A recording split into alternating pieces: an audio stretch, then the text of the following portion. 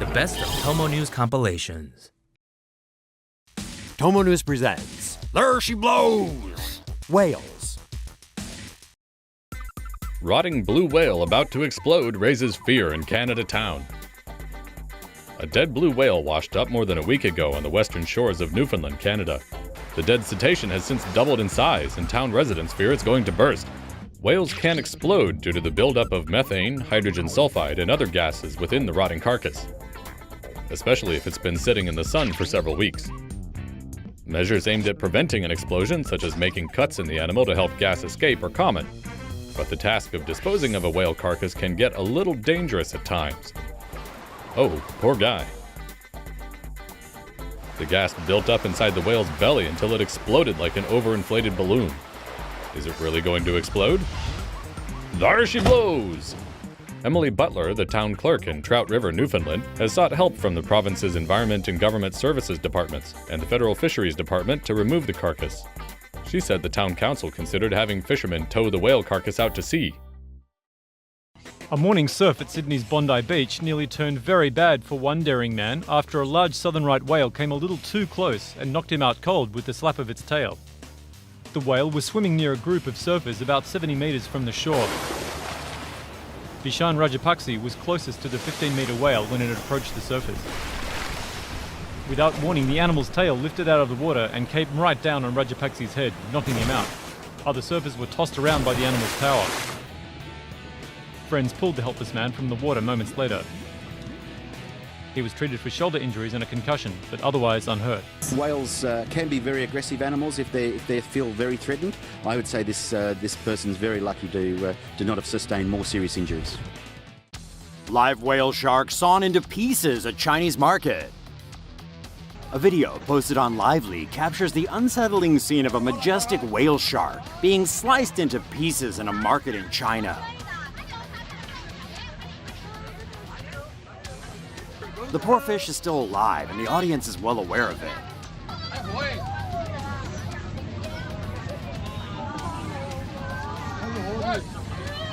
At one point, blood and water jet from the creature's body as the two fishermen butcher it. Onlookers seem shocked, but the fishermen are as cool as cucumbers.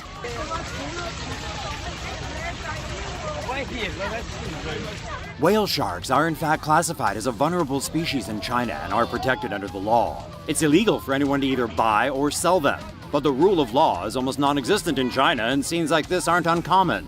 This isn't the first time Chinese fishermen have attempted to sell whale shark at a market. Last year, a fisherman from Fujian province captured a 16-foot-long shark and planned to sell it until he was stopped by authorities. Want to see what happens when a whale is having a really crappy day? These pictures come to us from diver Kerry Wilk, who got caught up in the underwater shitstorm off the coast of the Dominican Republic. He and 3 other divers had planned an epic day of swimming with a pod of sperm whales in what he describes as, quote, the most crystal clear Caribbean blue water you can imagine. Unbeknownst to them, though, that water was about to get a lot murkier, thanks to Doo-Doo the whale here, whose stomach was on the fritz.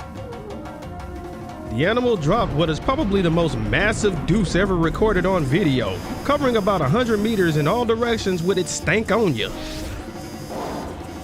Wilkes says it got in his eyes and mouth. It was everywhere.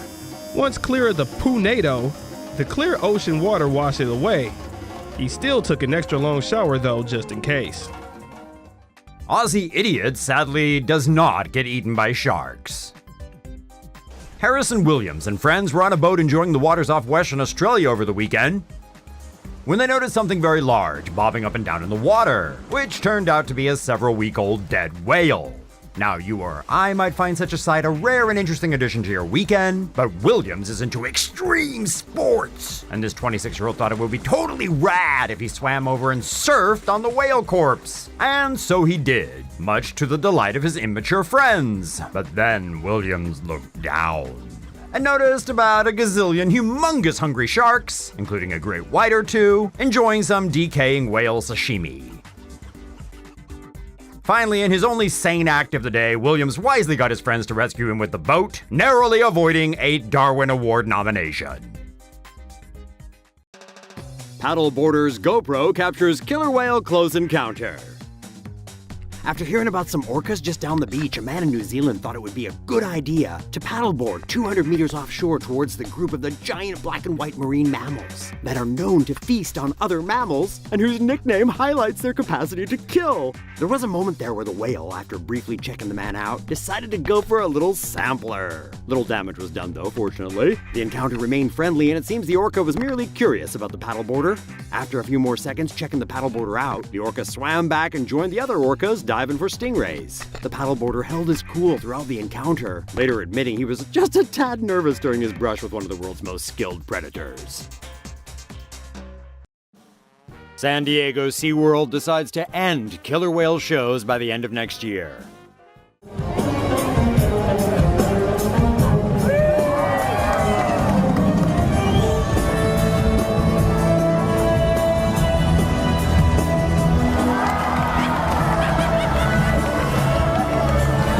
They're majestic, darn cute, and they put on quite a show. But many have come to believe that orca or killer whale performances are not in the best interest of either the whales or their human trainers. On Monday, SeaWorld's chief executive Joel Manby said San Diego's theatrical killer whale experience will end in late 2016.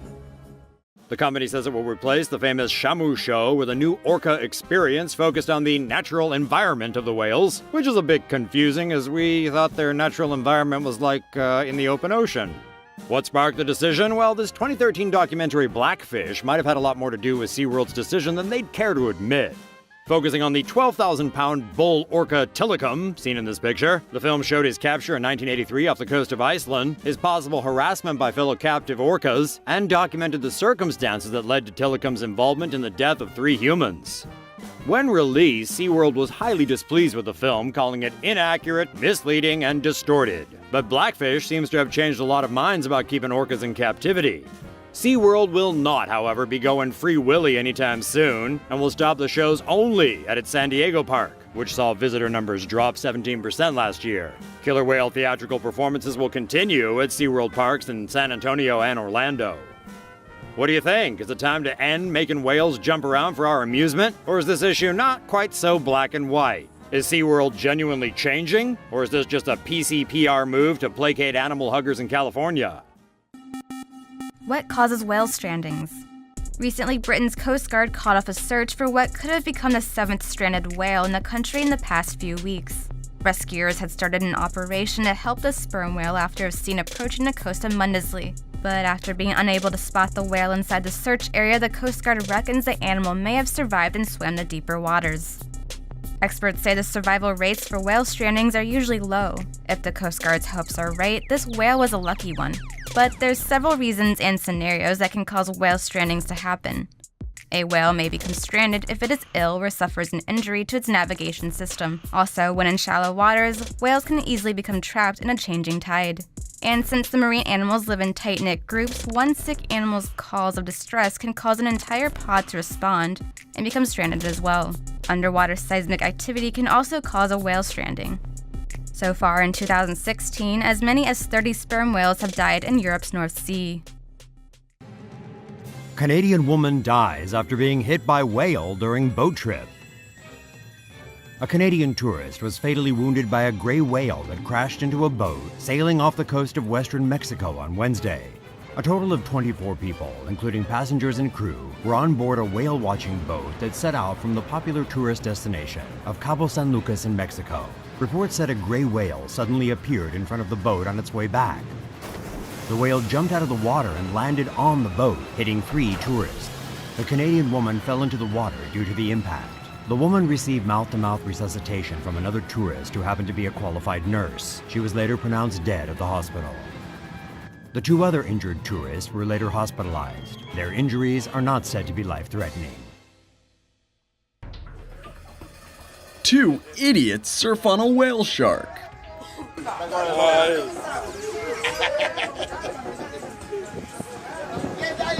Ahí viene con la boca abierta. Ahora, maestro, ahora. Cuidado, maestro. Ahora, maestro.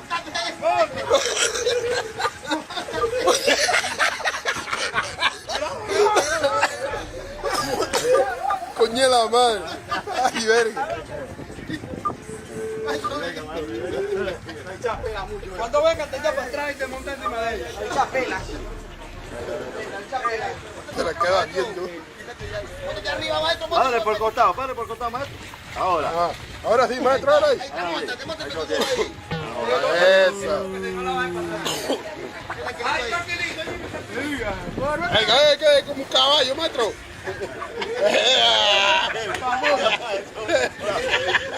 La rodilla. La verga.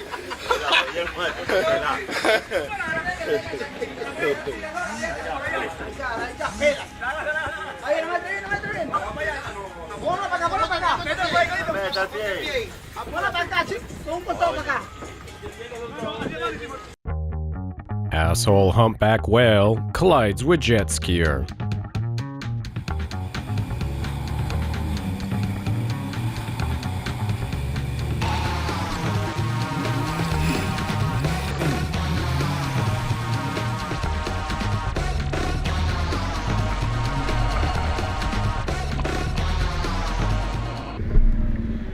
Amazing drone footage captures humpback whale slapping its tail.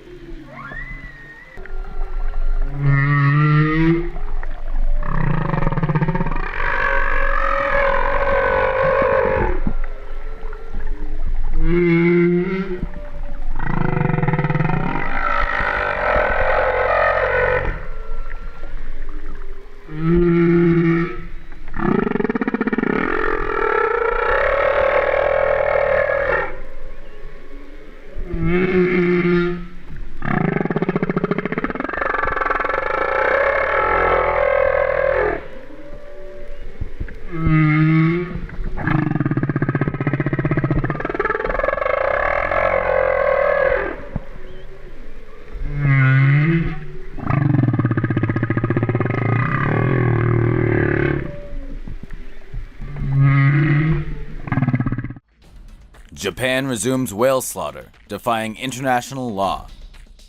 After a one-year hiatus, Japan is resuming its whale hunts in the Antarctic. Again, maintaining the slaughter is for scientific research. In 2014, the International Court of Justice said, Japan's claims for the justification of its whaling practices were not rooted in scientific research and should stop. But despite calls from the international community to halt the exhibition, 333 minke whales will be hunted down and slaughtered between now and March of 2016. The number represents a reduced kill target compared to years past, down roughly 2/3 from previous hunts. Over the next 12 years, Japan plans to capture and slaughter 4,000 whales for the stated purpose of building a body of research. Its attempt to prove the whale population is large enough for commercial whaling to return. An international whaling moratorium took effect across the world beginning in the 1985-1986 season. But Japan has used the scientific research loophole to conduct its annual slaughter ever since. Volunteers saved 67 of the 198 pilot whales beached in New Zealand. Last week on New Zealand's southern island, a pod of pilot whales ran aground on a beach called Farewell Spit. There were 98 whales and volunteers rushed to save them, but after several days, despite volunteers' best efforts, they were only able to return 67 whales to the ocean, while 131 whales died. We've got 198 whales, and it's the biggest one we've picked for 10, 15 years. Because there's just so many whales, there are a couple of spots where a lot were gathered together, and that's kind of problematic from the fact you can't get in there. It's just too dangerous. Beach whales often die due to exposure to the sun, dehydration, and health issues as the weight of their own bodies can crush their internal organs. Farewell Spit Beach sees beach whales almost every year, and this incident this year is the highest incident since 1985. New Zealand does not have a rehabilitation or rescue center for beached or injured whales and dolphins. The topic is controversial as some animal rights activists do not believe animals should be caged or separated from groups during rehabilitation and recovery.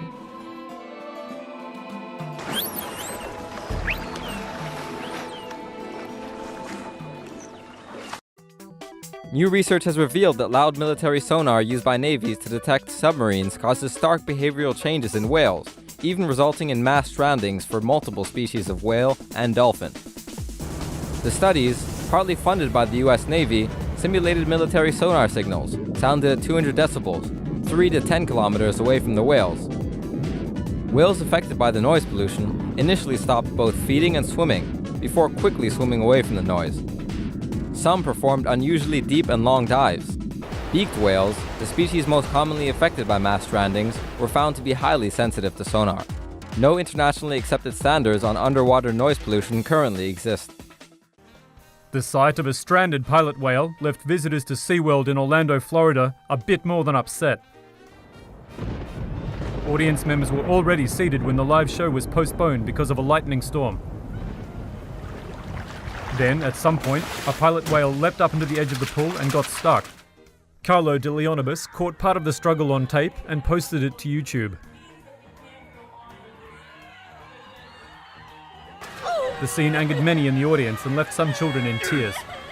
Park staff members dismissed concerns, saying there was nothing to worry about. After more than 20 minutes of thrashing, 2 trainers helped the whale back into the water. SeaWorld has stated publicly that the young whale was never in danger and that it was just too inexperienced to return to the water on its own. TomoNews presents the world's scariest amusement park rides. Orlando's new water slide is highest and scariest yet. This is Awww's Breakaway Falls, Orlando's newest and scariest water slide, located inside SeaWorld's Aquatica water park. Awww's Breakaway Falls is the highest water slide in the city and requires riders to climb 126 steps to the 80-foot high platform. The ride encompasses 4 different slides, 3 of which start riders off with a near vertical 40-foot drop. But the scariest part of all is the breakaway boxes, which drop the rider through a trap door. And you have no choice when that drop happens, unless you're a wuss, in which case you can choose. At top speed, riders fall at a rate of 24 feet per second, firing them through their 360-degree turns and out the drain pipe at the bottom, with their lunch following behind moments later. The orange slide offers the most distance for your money at 420 feet. But if you want to ride the highest water slide in the world, don't go to Orlando. You want the 17-story high Verrückt slide in Kansas City's Schlitterbahn Water Park. Whoa! A Kansas City water park company is in the midst of building what is being called the world's tallest and fastest water slide. The Verrückt Mega Blaster is expected to shatter the current record for height held by the 164-foot high Kilimanjaro in Barra de Parai, Brazil.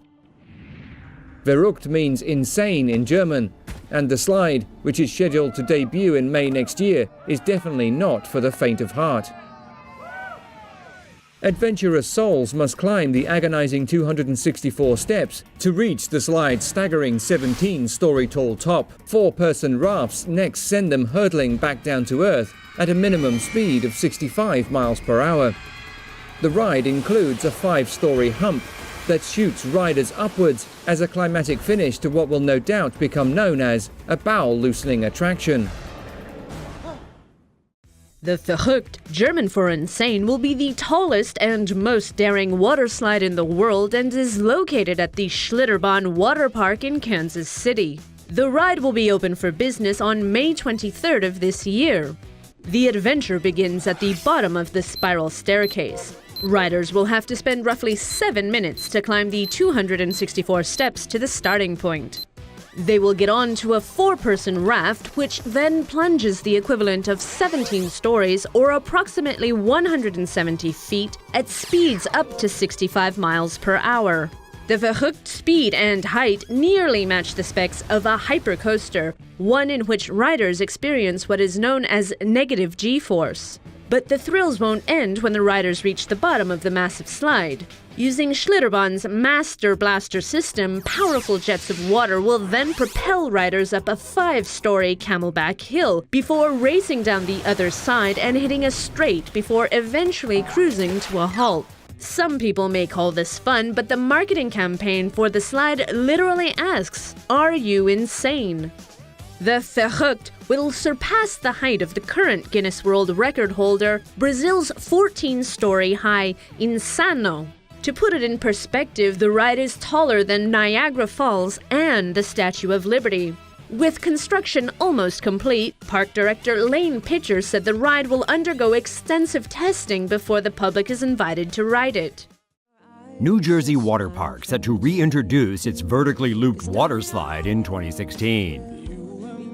Once home to the accident-prone Cannonball water slide back in the 1980s, New Jersey's Action Park is set to introduce a new water slide that also features a 360-degree vertical loop. The Cannonball was the first of its kind water slide that opened briefly in 1985, before it was subsequently shut down in 1996 due to a series of injuries and even deaths. The new gravity-defying water slide, the Sky Caliber, is 90 feet tall with a 45-foot vertical freefall into a 30-foot loop with speeds of more than 50 miles per hour. Riders will ride in an aluminum-enclosed ultra-raft vehicle equipped with safety restraints to allow riders to rotate 360 degrees within the slide. Do you have what it takes to ride the Sky Caliber?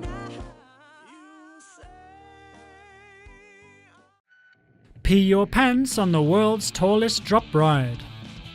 Zumanjaro Drop of Doom, the world's tallest drop tower, opened at Six Flags Great Adventure in Jackson on July 4th.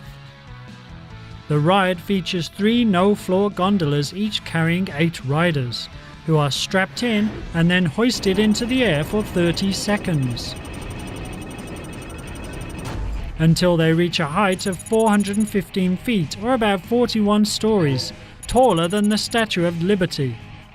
Riders can then enjoy the breathtaking view, but only for a short time until their eye-popping descent begins. The stomach-churning drop sees riders plummet earthward, reaching speeds of up to 90 miles per hour during the 10-second free fall, for a guaranteed knee-weakening experience. The Zumanjaro shares a tower with Great Adventure's other record breaker, the 128 miles per hour King Dakar roller coaster. Work has begun on a massive tower and observation deck in the UK that will be the world's first vertical cable car. The UK is hoping to spruce up its beach resort town of Brighton by building the world's first vertical cable car. Work has begun on what will be Britain's tallest observation tower, to be called the Brighton I-360. At 162 meters, the I-360 will stand taller than the London Eye, while its observation deck will allow visitors a 360-degree view at 138 meters above sea level. Dubbed the world's first vertical cable car, the 18-meter-wide viewing platform will be able to carry 200 people on a 10-minute ride to the top of the tower, where visitors will be treated to a 360-degree view of Brighton and its coastline. Plans call for a beachside visitors center at the foot of the tower, where as many as 400 people could enjoy art shows or host parties or other events. The I-360 will cost over £46 million to build and is slated to open in 2016. Brighton officials hope the new tower will be a major revenue source and predict it will attract 800,000 visitors a year. Critics, however, bemoan the cost and say the structure will be an eyesore, with some going as far as calling the tower a visual monstrosity. The South Korean government has approved plans to build the world's first invisible skyscraper. The 450-meter tall tower will be covered with LED screens, which can project digital images. 18 weatherproof cameras will be placed at 3 different heights on the 6 sides of the building to capture real-time images of the building's surroundings. The images will then be processed and merged to create a seamless panoramic image that is projected onto the LED screens, creating the illusion of invisibility. The tower will be constructed close to South Korea's Incheon International Airport. The Mail Rail, a relic of life of early 20th century London, is scheduled to be reinvented as a tourist ride by 2020. In the first decade of the 20th century, London's crowded streets were impeding mail deliveries. So in 1913, the UK Parliament ordered the construction of a dedicated underground rail line connecting major postal hubs. Construction of the line, dubbed the Mail Rail, was put on hold during World War I, but the line was completed in 1927 and went on to carry as many as 12 million letters and parcels each day for several decades. The train ran at speeds of up to 60 kilometers per hour over 30 kilometers of tracks. Post office feeder buses ferried mail to and from the mail rail stations. As London entered the digital age, postal volumes decreased and the system was mothballed in 2003. The mail rail is scheduled to be turned into a tourist ride by 2020 and will become part of a new postal museum showcasing the 400-year history of the UK's postal service. The new postal museum will combine the archive and museum collections and is scheduled to open in 2016. Forget the bus. An electric skateboard is an awesome way to get to work.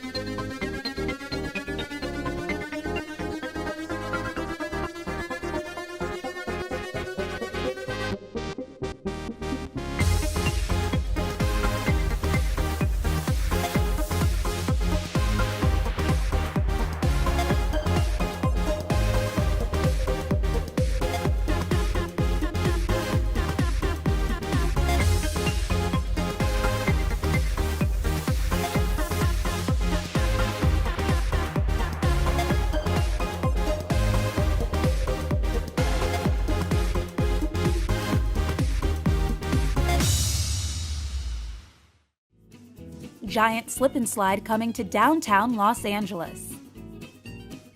Perfect for the young and the young at heart.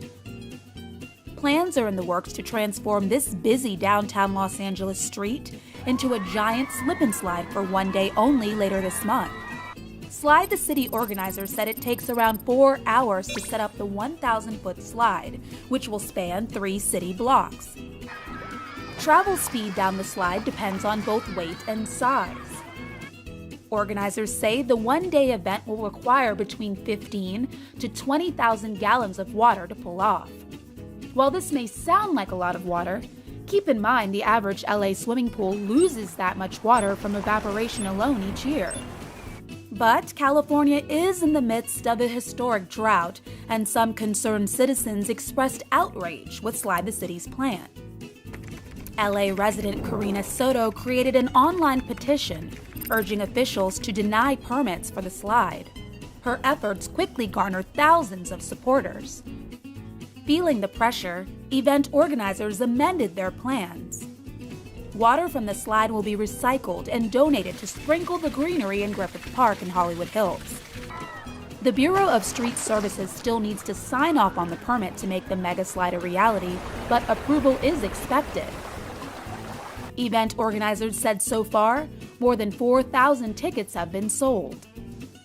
For TomoNews in downtown Los Angeles, I'm Sasha Horn. World's longest inflatable water slide comes to New Jersey. This incredibly long inflatable water slide at Action Park in New Jersey has been recognized by the Guinness Book of World Records as the world's longest. The slide measures 1,975 feet in length and is wide enough for one adult. Modified snowmaking machines pour 1,000 gallons of water per hour onto the slide, allowing riders to reach speeds of 35 to 40 miles per hour.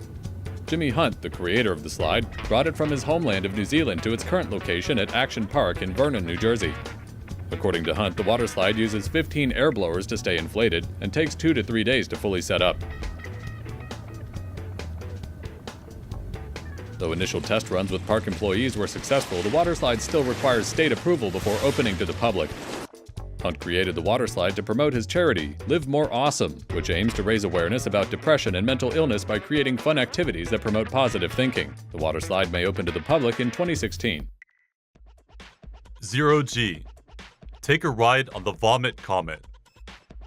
Why in the hell would anyone want to pay thousands of dollars to get puked on in an airplane? If this sounds like your idea of fun, then catch a ride with Zero Gravity Corporation. Zero G's planes follow a parabolic flight path to produce weightlessness.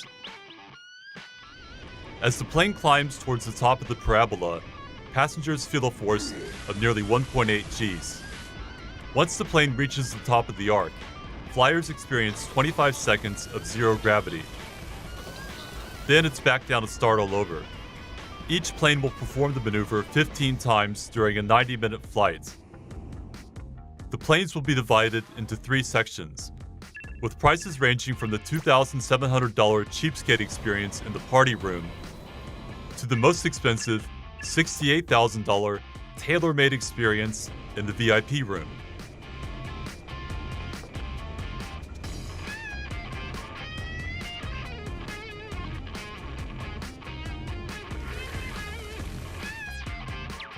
The service will start in Japan next January.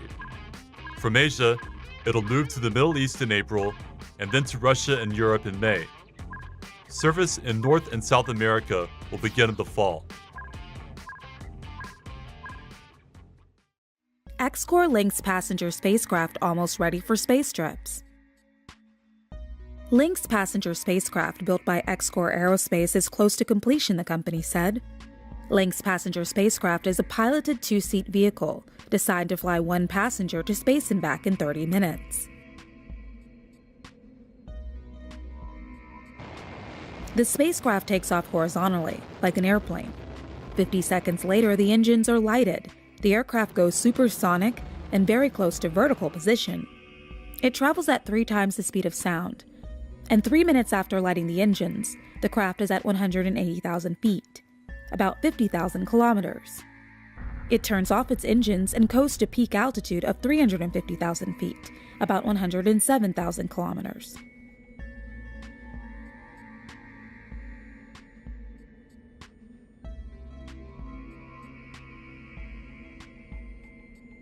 A minute and a half is needed to coast back down, enter the Earth's atmosphere, and then approximately 20 minutes are used for the aircraft to glide and land horizontally. According to X-Corps, the Lynx is still undergoing tests. The first launch should take place within the next 6 to 18 months. For $75,000, Worldview can lift a passenger 30 kilometers into space by a hot air balloon. The balloon is propelled by 1.1 cubic meters of helium and guided by a steerable parachute. 6 passengers and 2 pilots are transported within a pressurized capsule. After a 90-minute ascent to its peak height, the balloon will remain in the stratosphere for another 2 hours before the capsule drifts back down to Earth. At 30 kilometers, the balloon is over twice the altitude reached by conventional airplanes, but it is still far from the outer space where weightlessness is experienced. The initial launch is expected to take place at Spaceport America in New Mexico. Other companies such as Virgin Galactic and X-Corps have also presented similar plans for space tourism. A miniature portable electric vehicle called the Walk Car will go on sale in Japan this autumn. Japanese startup Coco Motors recently launched a crowdfunding campaign in an attempt to begin manufacturing the Walk Car, a portable electric vehicle. The Walk Car weighs between 2 to 3 kilograms. Despite its lightweight design, the portable electric vehicle can carry loads of up to 120 kilograms. It can travel at up to 10 kilometers per hour for up to 12 kilometers on a single 3-hour charge. The Walk Car can be carried by hand and therefore does not require a parking space. The designer says the device can be used in public spaces such as theme parks and airports. Eager consumers and tech enthusiasts will be able to reserve their very own Walk Car for $800 starting in October. TomoNews presents Serpents from Hell. Snakebite rots away Venezuelan girl's leg. An unidentified 13-year-old Venezuelan girl is battling for her life after her leg turned black from severe necrosis after she was bitten by a snake. Apparently, when she was bitten, the bite cut one of the arteries in her leg, which caused excess bleeding that led to compartment syndrome, a condition when pressure inside a compartment such as a leg causes a decrease in blood supply to the affected muscles. She was first treated using local remedies, which probably only included antibiotics, and most likely wasn't treated for the snake venom, which can cause nerve paralysis and blood clots. She was finally taken to Caracas for treatment a month later, but by that time, her leg had already turned black from severe necrosis. The necrosis is now spreading up her leg, while the rest of her body is showing signs of muscle atrophy. The necrosis has also led to a condition called rhabdomyolysis, where muscle tissue starts to die throughout the body. Rhabdomyolysis can lead to kidney failure and death if untreated. Doctors have said that the leg will need to be amputated, but the girl may still die from the poison. Florida teen tries kissing snake and surprise, surprise, gets face full of venom. Judging from his Facebook profile, Austin Hatfield's a big fan of snakes. Now, you'd think someone well acquainted with the often deadly reptiles would know that it's clearly a bad idea to try to kiss one. Well, not my boy Austin. The 18-year-old, who's apparently gainfully employed making money at moneymakers, caught a live 4-foot-long water moccasin while swimming and thought it'd be a good idea to bring it back to his girlfriend's house, where he placed it in a pillowcase. After the critter apparently escaped, Austin's next brilliant idea was to give it a kiss on the head, which resulted in him getting a deadly amount of venom injected right into his lip.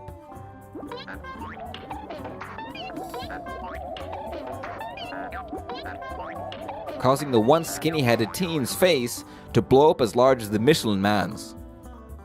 Despite making it out alive thanks to the efforts of emergency room doctors, Hatfield isn't out of the woods just yet, and could face charges for illegally euthanizing and possessing the snake. Pregnant mom tries to save son by sucking out rattlesnake venom. A very pregnant North California mother put herself and her unborn baby at risk when she acted on her motherly instincts and tried to save her snake-bitten son by sucking the venom out. Jacqueline Karamazza, who's due any day now, was walking back home along Folsom Bike Trail with her son Vinny, when the 4-year-old stopped, thinking he accidentally stepped on a pile of dog poop. But the hissing noise coming from the brown pile quickly made it clear he was mistaken, as it next bit little Vinny on his foot before taking off into the grass. Karamazza quickly took off her son's shoe and spotted 2 puncture marks, suddenly realizing that little Vinny had stepped on a baby rattlesnake. As the venom made its way into the young boy's bloodstream, his leg quickly turned purple and began to swell up. Karamazza, fearing for her son's life, says she next began sucking the venom out of her son's foot, copying an old move she'd seen on a classic Western TV series, Bonanza. Luckily, the venom Karamazza tried to suck out of her son's leg didn't spread to her or her unborn son. Tomo viewer beware. Wildlife experts strongly advise against trying this at home. Instead, wash the affected area with soap and water and get medical assistance pronto. Little Vinny spent 2 days in the hospital but is now at home recovering well. Even if his mom's Wild West influence technique didn't ultimately save him, the sheer length to which a very pregnant Karamazza clearly demonstrates she's one very badass mama. Anaconda eats idiot in Discovery Channel's new show. Self-proclaimed naturalist and recently dubbed nonsense promoter, Paul Rosalie was apparently eaten alive by an anaconda for a television show to air December 7th. Rosalie and company wandered into the Amazon in search of a giant anaconda to put through the hell of being featured in Discovery Channel's newest line of The people who brought you mermaids and megalodons of Shark Week and something called Russian Yeti the Killer Lives are now promising to deliver footage of an anaconda consuming a stupid human. The trailer for the upcoming program shows the crew capturing an anaconda and transporting the snake so that Rosalie can enter the beast dressed in a special snake-proof suit. The suit is supposed to protect Rosalie from the anaconda's 90 pounds per square inch grip. The question is, will the human body actually fit inside the world's largest snake? The trailer does not reveal if Rosalie ever makes it into the belly. Herpetologist Frank Andaviglio criticizes the Discovery Channel's show as more nonsense. Ben Paramonte is gathering signatures for a petition against the show on change.org. Texas teen kills himself with a cobra. 18-year-old Grant Thompson reportedly committed suicide by snakebite last July. Thompson was an avid animal lover and worked at a pet store in Temple, Texas prior to his death. On the night of July 14th, Thompson stopped in a Lowe's parking lot in Austin, Texas, and police say he used a monocled cobra to kill himself. There were several bites to both of his arms, and no sign that he struggled or tried to get away from the venomous snake, which escaped from the vehicle. Animal rescue workers were called to the scene, but they couldn't find the cobra. They did discover a non-venomous viper along with 6 tarantulas and a bullfrog inside the car. The autopsy revealed that the death was probably a suicide. Marijuana and amphetamines were also found in Thompson's system at the time of death. Monocled cobras are very venomous, and a bite from the snake can cause paralysis and death within half an hour. Thompson was found by EMS in cardiac arrest, and he was taken to a nearby hospital where he was pronounced dead. Animal control experts searched the area for the cobra, which was found dead a few days later on Interstate 35, not far from where Thompson's body was found in his car. He had posted to his Facebook page just before his death, saying simply, "I'm sorry." Man does crazy tricks with snakes.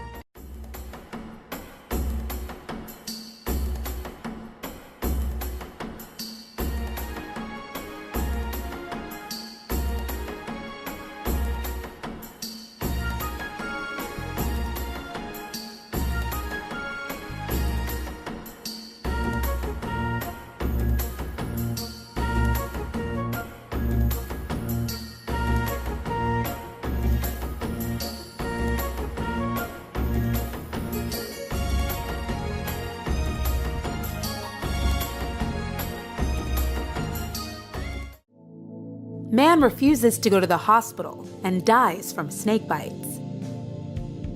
A Missouri woman awoke to find her boyfriend dead after he was twice bitten by a snake and refused treatment. On Friday, 37-year-old Gilbert DeLeon and his girlfriend began their holiday weekend with a dip in the James River. DeLeon yelled out to his girlfriend he'd been bitten while in the water. When he got out of the river, the couple discovered he'd actually been bitten twice, once on each leg. DeLeon ignored his girlfriend's pleas to go to the hospital because he said he couldn't afford the bill. Instead, he tried to squeeze the venom out himself and went to bed. During the night, DeLeon had difficulty breathing, but again refused to seek medical help. Sadly, his girlfriend awoke the next morning and found he died in his sleep. A cottonmouth is the only venomous water snake in Missouri, and the size of the fang marks indicates the snake that bit him was small, experts said. If you're bitten by a snake, you should immediately go to the hospital, doctors recommend. Heroic school guard dog fights off cobra but dies from snake bite. 2 students from a vocational high school in central Taiwan told us the brave story of a faithful dog, Blackie, at the school. A tragedy happened a week ago when Blackie fought off a cobra only to die from a snake bite. School staff sadly buried their loyal school dog on campus and held a traditional Taiwanese ceremony for Blackie. Blackie was trying to fight off the 1-meter-long cobra on campus last Tuesday afternoon with Coffee, another school dog. Both dogs bravely subdued the venomous snake in 3 minutes, tearing out the snake's intestines and throwing it into the drain. But the snake bit Blackie's right rear leg. School staff rushed through town seeking blood serum from various hospitals, but were rejected because blood serum is regulated as for human use only. Out of hope, school staff and students could only watch as Blackie struggled and twitched during the last half hour of his life. Lin Jingtan, a retired technical specialist from the school, expressed his objection to the current regulations. He said some of the blood serum will go unused and be discarded when it expires. He expressed hope that the expired blood serum could be used by vets on animals in need, such as Blackie. Lin asked the hospital director to appeal to the Disease Control Center on behalf of dogs like Blackie, hoping the expired blood serum would be available for animals one day. Lin adopted both Blackie and Coffee 7 and 8 years ago respectively and named them after the color of their fur. They have been helping him patrol the campus. It's been 7 days since Blackie died. Following a Taiwanese tradition, school staff prepared Blackie's favorite food, chicken cutlets, along with milk and dog food to commemorate their hero. Zoo adopts two-headed cobra hatched in China. A two-headed baby cobra was discovered by a snake breeder among his hissing brood on August 7th. The snake was then adopted by Nanning Zoo in Guangxi Province, China. They named it Naja. According to Chinese media, the snake measured around 20 centimeters and weighed 50 grams. Zookeeper Li Keqi said this was his first time seeing a two-headed cobra. This rare mutation, known as polycephaly, has long been documented in animals. Polycephaly also occurs in humans, though we call the condition conjoined twins. The cobras have separate hearts, lungs, and brains. However, they share the same digestive tract and reproductive system. It is not known whether the snake is male or female. The cobra slithers in an odd way, and the two heads constantly bite and bump into each other. Li said that the cobra has been with them for 10 days now, but it refuses to eat or drink anything on its own. The zoo is asking experts all over the world for advice on how to care for a two-headed cobra. So for now, zookeepers are feeding the cobra using a plastic syringe filled with chicken eggs to ensure that it gets nourished. A man has captured and killed the largest Burmese python ever found in Florida. Jason Leon was driving in a rural area of Miami-Dade County on the night of May the 11th when he spotted a python poking out from the brush by the side of the road.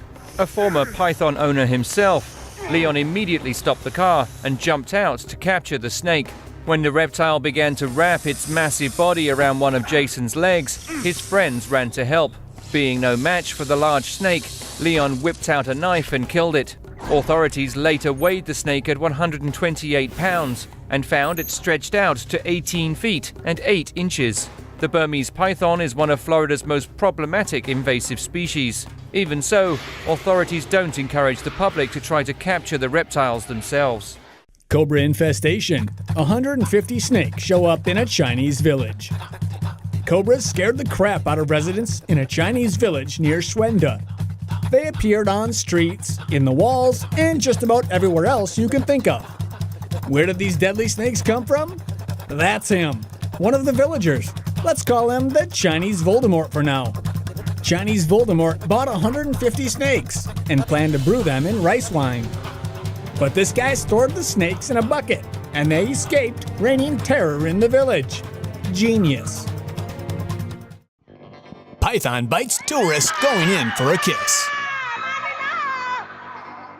If you have a weird desire to put your lips on a python, this video may change your mind.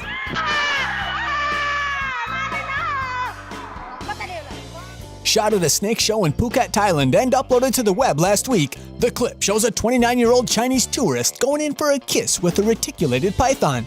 Apparently, the snake was eager for some action as well. However, not the kind the tourist had in mind. Look at the snake handler's reaction, quite the opposite of calm and in control of the situation. A bite from the non-venomous snake was not life-threatening, but the snake definitely left a mark on the rest of the tourist's travel pics. The tourist, identified as Miss Jin Zhang, was treated for the wound on her face at the Phuket International Hospital. The Bangkok Post reports that she received 135,000 baht in compensation. That's roughly 3,700 USD. Hopefully that covered her vacation expenses and then some. Oi, what would Freud say about this one? So nature was calling a man from northern Israel, and he went to answer. And then, this happened. And remember, this was Israel, so he probably was circumcised. Paramedics came to his rescue, he was okay, and laughed at a joke about how small the, snake was. Though the snake was not poisonous, it does seem that permanent marks will be left on the man's member. Snake bites urinating man in the balls. Not able to walk when he arrived at the hospital. The 62-year-old Taiwanese man was injured by a snake in a rather private area. One night last week, he went to the bathroom, right in the middle of taking a pee. A painful sensation shot up from his privates. He looked down, and there was a snake, biting him by his balls. Despite the great amount of pain he was in, the man managed to pull the snake off his jewels and call for help. Luckily, the snake wasn't poisonous, and the wound was just a minor tearing injury. The first aid dispatcher said it was the first case of its kind. They suspected the snake might have sneaked in from nearby rice fields. The attack might have been a self-defense reflex reaction when the man started invading its private space by urinating on it. This sneaky boss attacker has been released to the wild. A German snake charmer died just minutes after being bitten by one of his vipers during his reptile show in Fougères, southern France. During the show, Dieter Zorn was showing his snakes to the public when one of his vipers bit him several times. Despite the bites, he was able to put the viper back into a secure container to prevent it from attacking people in the audience. Once on the scene, emergency services administered a blood thinner, but were unable to save him after he experienced a heart attack. Zorn died at the scene due to an extremely rare allergic reaction to the bite. Zorn's show was aimed at helping people overcome their fear of snakes. TomoNews presents Heroic Mothers. Mother bites off pit bull's ear to save her 2-year-old daughter from getting mauled to death. A 2-year-old girl, Mackenzie Plass, is reportedly recovering well after she was attacked by a dog at the end of March, which resulted in several surgeries and scars to her face. 23-year-old mom Chelsea Camp was watching a friend's dog with Mackenzie when she says the curious dog came over to smell the little girl. According to Camp, she reckons the canine smelled her own dog on her daughter, and that's when it snapped and began attacking the 2-year-old. Trying to fight the dog, Camp ended up stuffing her fist in the dog's mouth, at one point getting close enough to bite the dog's ear clean off. Somehow, during the struggle, Camp managed to call police for help. When a police officer arrived, he found mother and daughter cornered in the bathroom. He fired one shot at the attacking canine, injuring but not killing it. However, the dog still had to be euthanized later. Camp's wounds have since healed, and she is able to once again hold her daughter, who will be 2.5 in May. Local reports don't mention whether the owner of the pet was fined or jailed for owning a dangerous animal, nor did reports mention how the dog was raised that resulted in it making an unprovoked attack. Mother saves toddler but gets crushed by escalator. 30-year-old mother Xiang Liujuan was killed by a broken escalator on Sunday, but not before rescuing her 2-year-old son by pushing him out of harm's way. Xiang and her son were in a shopping mall around 10 a.m. in Jingzhou City in the central Chinese province of Hubei. They got off the escalator and a security surveillance camera caught the tragic moment when a floor panel collapsed, trapping Xiang in the moving escalator. 3 employees witnessed the incident. One of them escorted the toddler away while another tried to help Xiang, but the machine was too powerful. Her body wasn't found until nearly 4 hours later when rescue workers pulled her remains from the disassembled escalator. Footage of the incident has spread on the internet, and Chinese netizens have reacted with outrage, as well as questions about safety and negligence. According to the Wuhan Evening News, the metal panel had recently been replaced, but construction workers had failed to secure it with screws. Local authorities are investigating the cause of the accident, as the department store faces public backlash following the tragedy. Mother attacks crocodile to save daughter's life. A quick-thinking mother saved her daughter from becoming a crocodile meal in India last week. Both women were washing clothes on the riverbanks of a village outside of Vadodara. The crocodile emerged suddenly from the river and grabbed 19-year-old Kanta Vankar by the right leg. The crocodile dragged Kanta into the river as she screamed and struggled against its mighty grip. Hearing her daughter's screams, Diwali rushed over and whacked the crocodile with her washing bat. After a 10-minute struggle, the crocodile gave up and returned to the water without its breakfast. Kanta is fortunate to have such a brave and quick-thinking mother. She suffered only minor injuries to her legs. Her son was a police officer. The Taliban killed him. She decided to get revenge. A report from Afghanistan claims a mother and her family took out more than 25 Taliban insurgents after her son, a police officer guarding a checkpoint, was ambushed and killed. After finding the body of her son, the distraught mother, identified as Reza Gul, decided she would man the checkpoint in her son's stead. Reza Gul returned to her house, grabbed a weapon, and committed herself to killing as many of her son's killers as she could. Soon, Reza Gul was joined by her daughter, young son, and husband, and this brave family took up positions and girded themselves for battle. As the militants returned, they were met with a hail of gunfire in a battle that lasted several hours. The mother, father, and elder sister all shot and killed Taliban fighters while the young son reloaded the guns. At the end of the day, the family says they mowed down 25 Taliban and vowed to do so again should they ever return. This is said to be a picture of some of the family members involved in the battle, a family the Taliban may be wishing they'd never messed with. Pregnant mom tries to save son by sucking out rattlesnake venom. A very pregnant North California mother put herself and her unborn baby at risk when she acted on her motherly instincts and tried to save her snake-bitten son by sucking the venom out. Jacqueline Karamazov, who's due any day now, was walking back home along Folsom Bike Trail with her son Vinny, when the 4-year-old stopped, thinking he accidentally stepped on a pile of dog poop. But the hissing noise coming from the brown pile quickly made it clear he was mistaken, as it next bit little Vinny on his foot before taking off into the grass.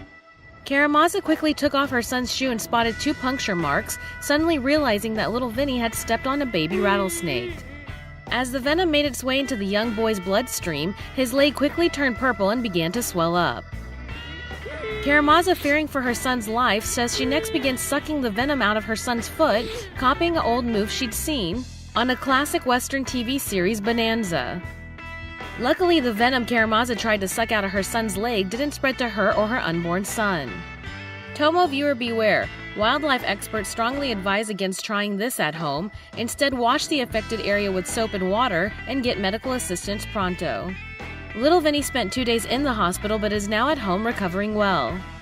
Even if his mom's Wild West influence technique didn't ultimately save him, the sheer length to which a very pregnant Karamazov clearly demonstrates she's one very badass mama.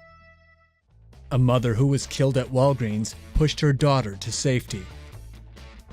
A tragic accident occurred at the Walgreens on Holly Hills in Gravois in St. Louis Monday evening.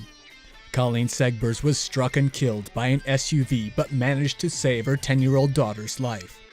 The pair were entering the store around 5:30 p.m. A 58-year-old woman parked in the handicap spot was fiddling with her radio when she realized her vehicle was still in drive. The driver went to put the SUV into park, but instead of pushing the brake, she accidentally hit the gas. Segbers had about 1 second to react. She pushed her daughter out of the way but was unable to avoid the SUV herself. The 33-year-old mom was pinned between the building and the vehicle. Colleen Segbers died at the scene. The driver of the vehicle was taken to a local hospital and treated for minor injuries. Segbers' daughter, Gwen, avoided injury thanks to her mom's quick reactions. Click on the GoFundMe link in the description if you'd like to contribute to the family's funeral expenses and care for Gwen. Officer boots meth head in the face. Ouch! This is Timothy Whittle. Despite what it looks like, Whittle's not an outdoorsman practicing parkour. The Mid-Missouri Drug Task Force suspected Whittle of manufacturing methamphetamine, but when officers attempted to serve a warrant at Whittle's residence, he fled in an SUV before switching to the black pickup truck you see here. Upon exiting the truck, Whittle continues his meth-fueled escape from officers Michael Chin and Kip Bartlett through a field before he puts his hands up and surrenders. The police report identifies Bartlett as the officer who first subdued Whittle with a taser. This video taken from a helicopter shows Bartlett on top of the suspect as Officer Chin introduces his boot to Whittle's face. Here it is again in slow motion in case you missed it. The officers then get some cuffs on the suspect. We see Chin drive Whittle's face into the ground with his knee as he presses a stun gun to the suspect's back. As the officers prepare Whittle for transport, you can clearly see the damage caused by that first kick that mysteriously was not mentioned in the September 3rd police report. However, the video showing the kick and the bloody result is the trump card for Whittle's lawyer, who says the Whittle family looks forward to sharing the truth about police brutality. Young mother sacrifices her own legs to save her daughters from impending doom. What would you do to save your kids from tragedy if you only had seconds to act? 22-year-old Mindy Tran of Lawrence, Massachusetts had no trouble putting her own body on the line in order to save her 2 children earlier this month. The young mother had just finished parking her car in the garage of her new apartment and went over to open the front door before picking up her children when suddenly the car began rolling towards the street with her twin 2-year-old daughter still buckled inside. Without even a second thought, she dropped everything and sprang into action, pinning herself under the car to stop it while neighbors helped to rescue the children. Mindy was taken to the hospital and was treated for a crushed knee and a dislocated hip. But she says it was all worth it, because had the vehicle rolled out into the busy boulevard, her adorable toddlers would have likely suffered a similar fate or worse. There's no word, however, on how the car started moving in the first place. North Carolina mom moves to Iraq to fight ISIS. A 25-year-old mom of 3 has left her North Carolina community to join Kurdish forces in battling the Islamic State in Iraq. Samantha Johnston of Emerald Isle, a divorced mother of a 5-year-old and 3-year-old twins, created a Facebook fan page where the Army veteran shares photos from Iraq, traveling with a group of fighters she met online. Johnston said she's joined the Kurdish Peshmerga troops who are battling ISIS in northern Iraq because she felt it was her duty. Johnston is the latest Westerner to volunteer to fight against ISIS in Iraq. According to reports, Johnston served in the U.S. Army from 2008 until 2011 as a geospatial engineer. Last summer, the Islamic State overran the Iraqi military and swept through parts of Iraq and Syria, killing thousands in the process. Hero mom jumps out of burning building to save baby.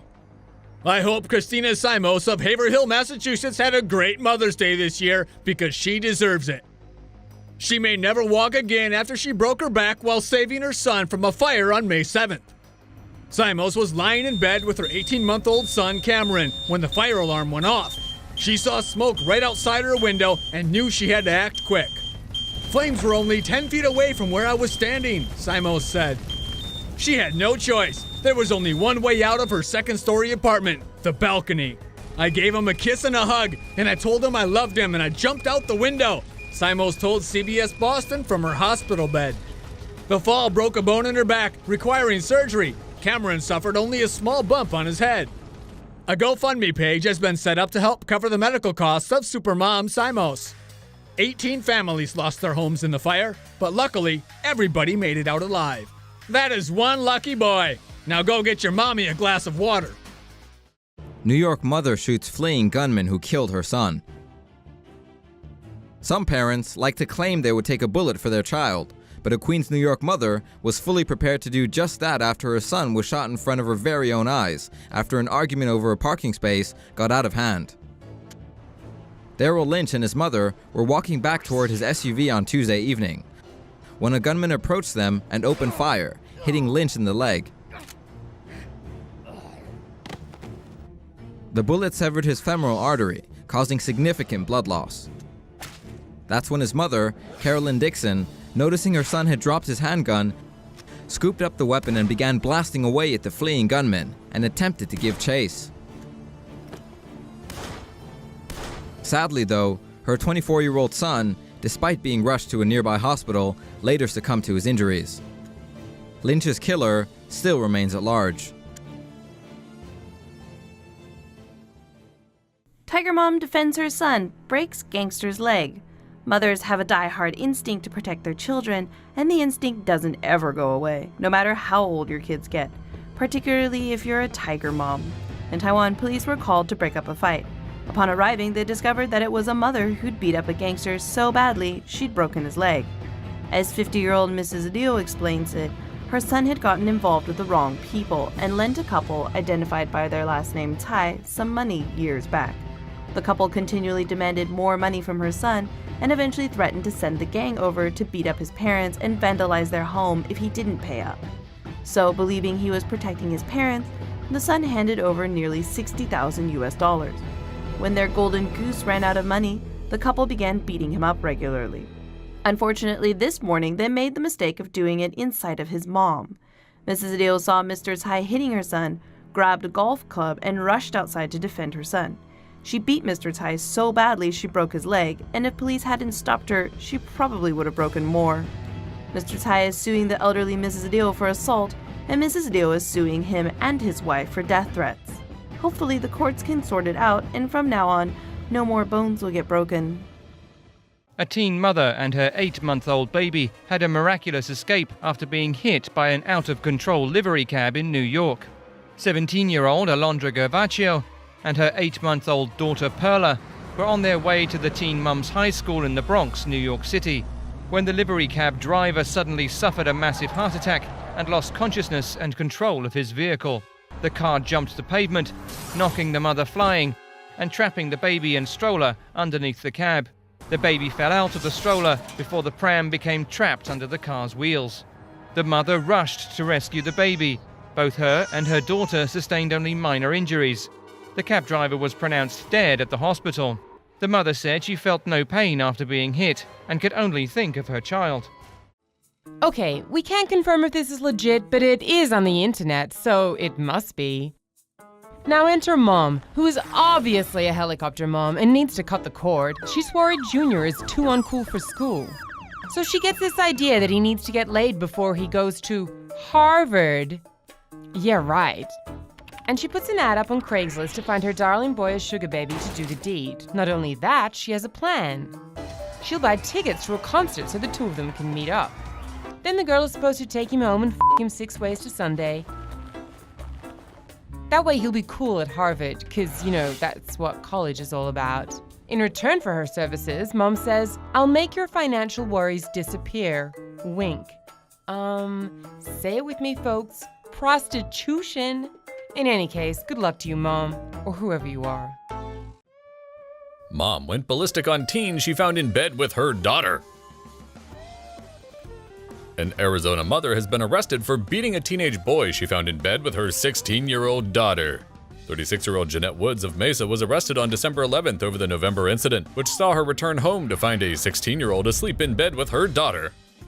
Woods then jumped on the youth and started punching him in the face before he managed to flee the bedroom in only his jeans. She continued the attack out on the street, not letting up even though the boy urinated himself. Woods eventually halted the attack before threatening to set her cousins on him. She then proceeded to go all Street Fighter on his car with a baseball bat, causing $5,300 worth of damage before dumping it down the street. Woods later told police she thought the boy was much older. She has been charged with 2 felonies and misdemeanor assault. But do you think she should have been arrested? Leave your thoughts in the comments.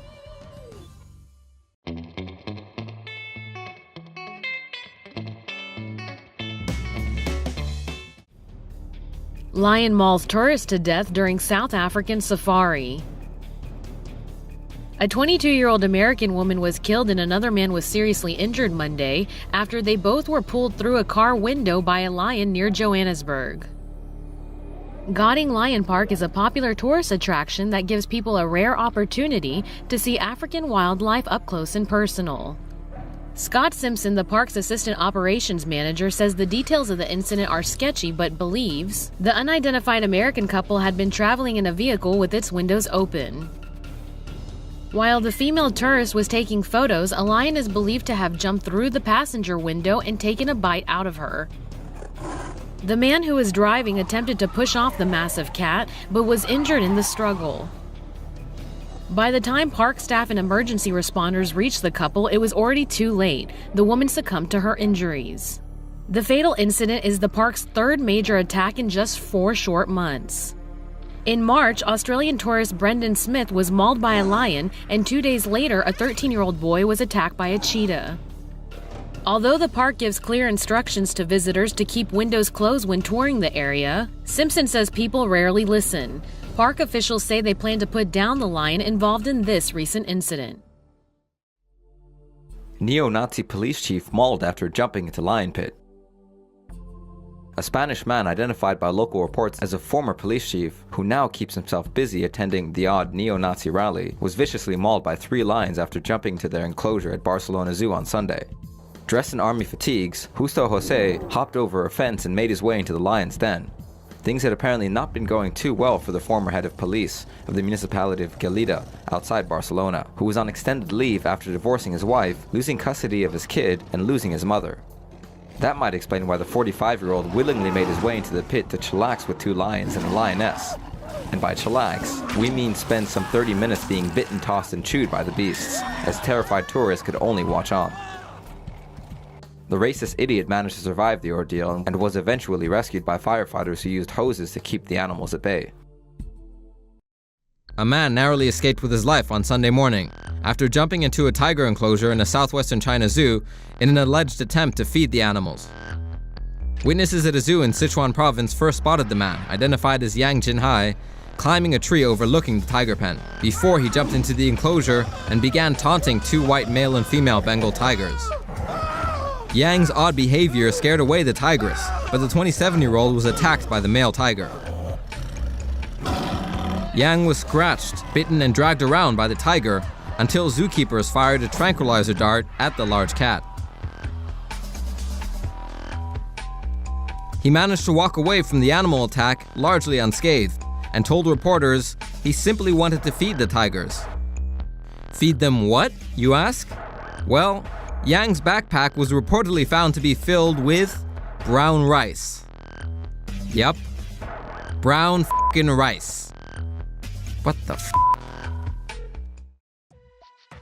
Boy's hand torn off by tiger in Brazilian zoo. An 11-year-old boy climbed into a restricted area and attempted to feed and pet a tiger at the Cascavel Zoo. Guess what happened next? The boy's father allowed him to climb past warning signs over a security barrier. What was this guy thinking as he watched his son get hands-on with the carnivorous creature? Witnesses say the boy was giving the tiger pieces of food and meat and stroking it prior to being maimed. Something tells me tigers don't follow the "don't bite the hand that feeds you" creed. How about don't stick your hand anywhere near a 450-pound tiger named Who? "I'm gonna die! I can't feel my arm!" the boy yelled as his father and 3-year-old brother watched in horror.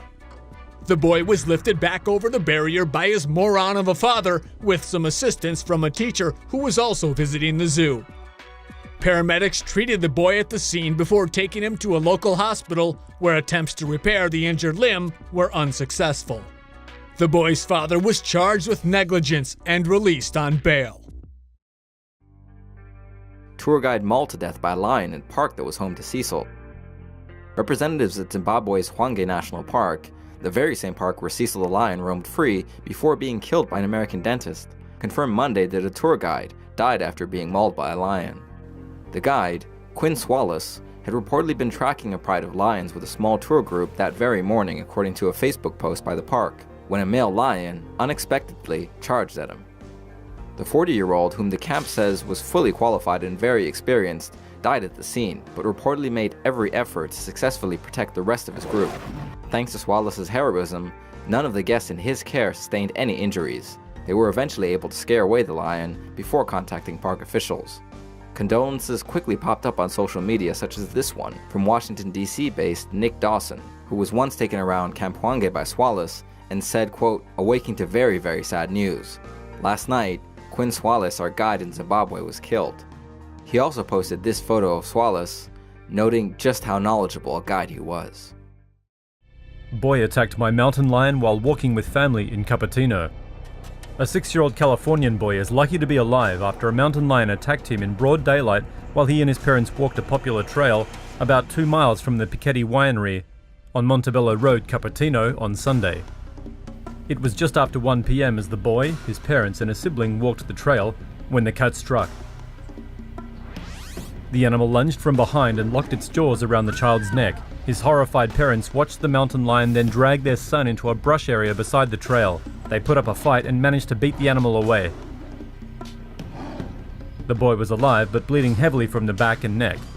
He was treated and is now in fair condition. some 20 police, park rangers, and Department of Fish and Wildlife officials have begun a search for the mountain lion. The public has been advised to avoid the area. If found, the animal will be killed and tested for rabies.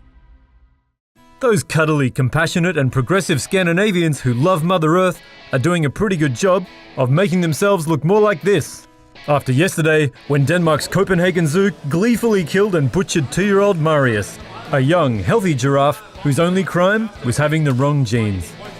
And just to make the point clearer, it then fed him to lions as visitors watched. Taking advice from the European Zoo Association, the zoo did this to prevent inbreeding. And to make damn sure he wasn't going to do things to his cousin.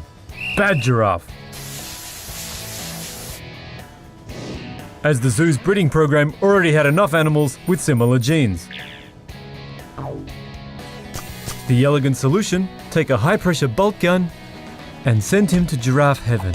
Nighty-night. In front of children where they tore him apart. But science, you say? Well, the zoo also turned down adoption requests from other zoos and an offer of €500,000 from one individual who wished to buy him. Shark attacked by bobcat at Florida beach.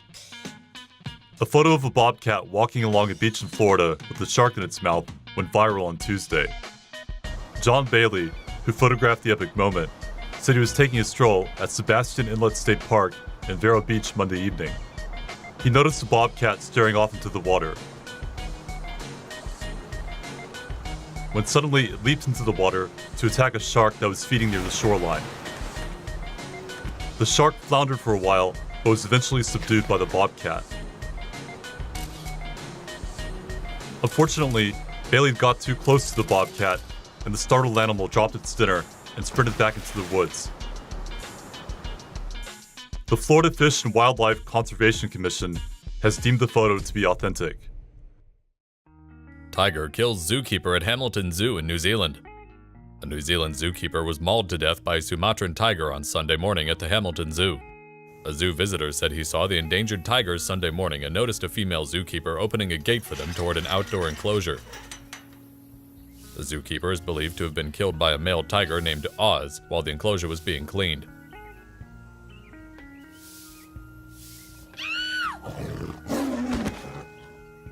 Police said they were called to the zoo at 11 a.m. local time after reports that 43-year-old Samantha Kudewe had been attacked by one of the tigers. Police said she died at the scene. A Siberian tiger killed a zookeeper in Germany as patrons nearby watched the incident unfold. It was public feeding time for the Siberian tigers and patrons had gathered to watch. 56-year-old zookeeper Martin H. went in, but one of the tigers, Rasputin, leapt up and fatally bit him in the neck where he had his back to the dangerous animal. Watching in horror, patrons were forced to leave the zoo as police arrived at the scene. The zoo's director told reporters that the keeper had worked there for 20 years and that he, quote, loved his animals. A 21-year-old woman is in a critical condition after being mauled by a tiger at a feline sanctuary near Indianapolis. Marissa Dubb was cleaning an enclosure around 1 p.m. when an 18-year-old tiger named Raja got back in from a holding area through an improperly secured gate and attacked Marissa. When co-workers arrived, the tiger had Dubb's head in its mouth. They were able to rescue Dubb by spraying water in the tiger's face and tossing it some meat. Within 6 minutes, workers were able to move the tiger back into a contained area. Dubb was then airlifted to Wishart Memorial Hospital. Young man killed by tiger after falling into enclosure at New Delhi Zoo. Masood Khan decided to spend Tuesday at the New Delhi Zoo and found himself fascinated by Vijay, a rare white tiger. Witnesses say the young man slipped and fell, possibly while trying to take a picture. Zoo officials, however, said Mr. Khan may have been drinking and may have jumped into the enclosure. Eyewitnesses said the tiger ran up to his uninvited guest before a tense 15-minute stare-down began as the animal sized up the situation. And some say things may not have escalated had onlookers not tried to frighten the tiger off by screaming at it and pelting it with rocks. Finally, the tiger pounced on the unfortunate young man, using its powerful jaws to drag him away by the neck. Here's some pretty terrifying footage. Zoo officials say there were tranquilizer guns located some 350 feet from the tiger enclosure, but they were unable to get to them in time. Final verdict: tigers are powerful killing machines, and zoos have fences for a reason. Awesome Safari Park lets you feed tigers by hand.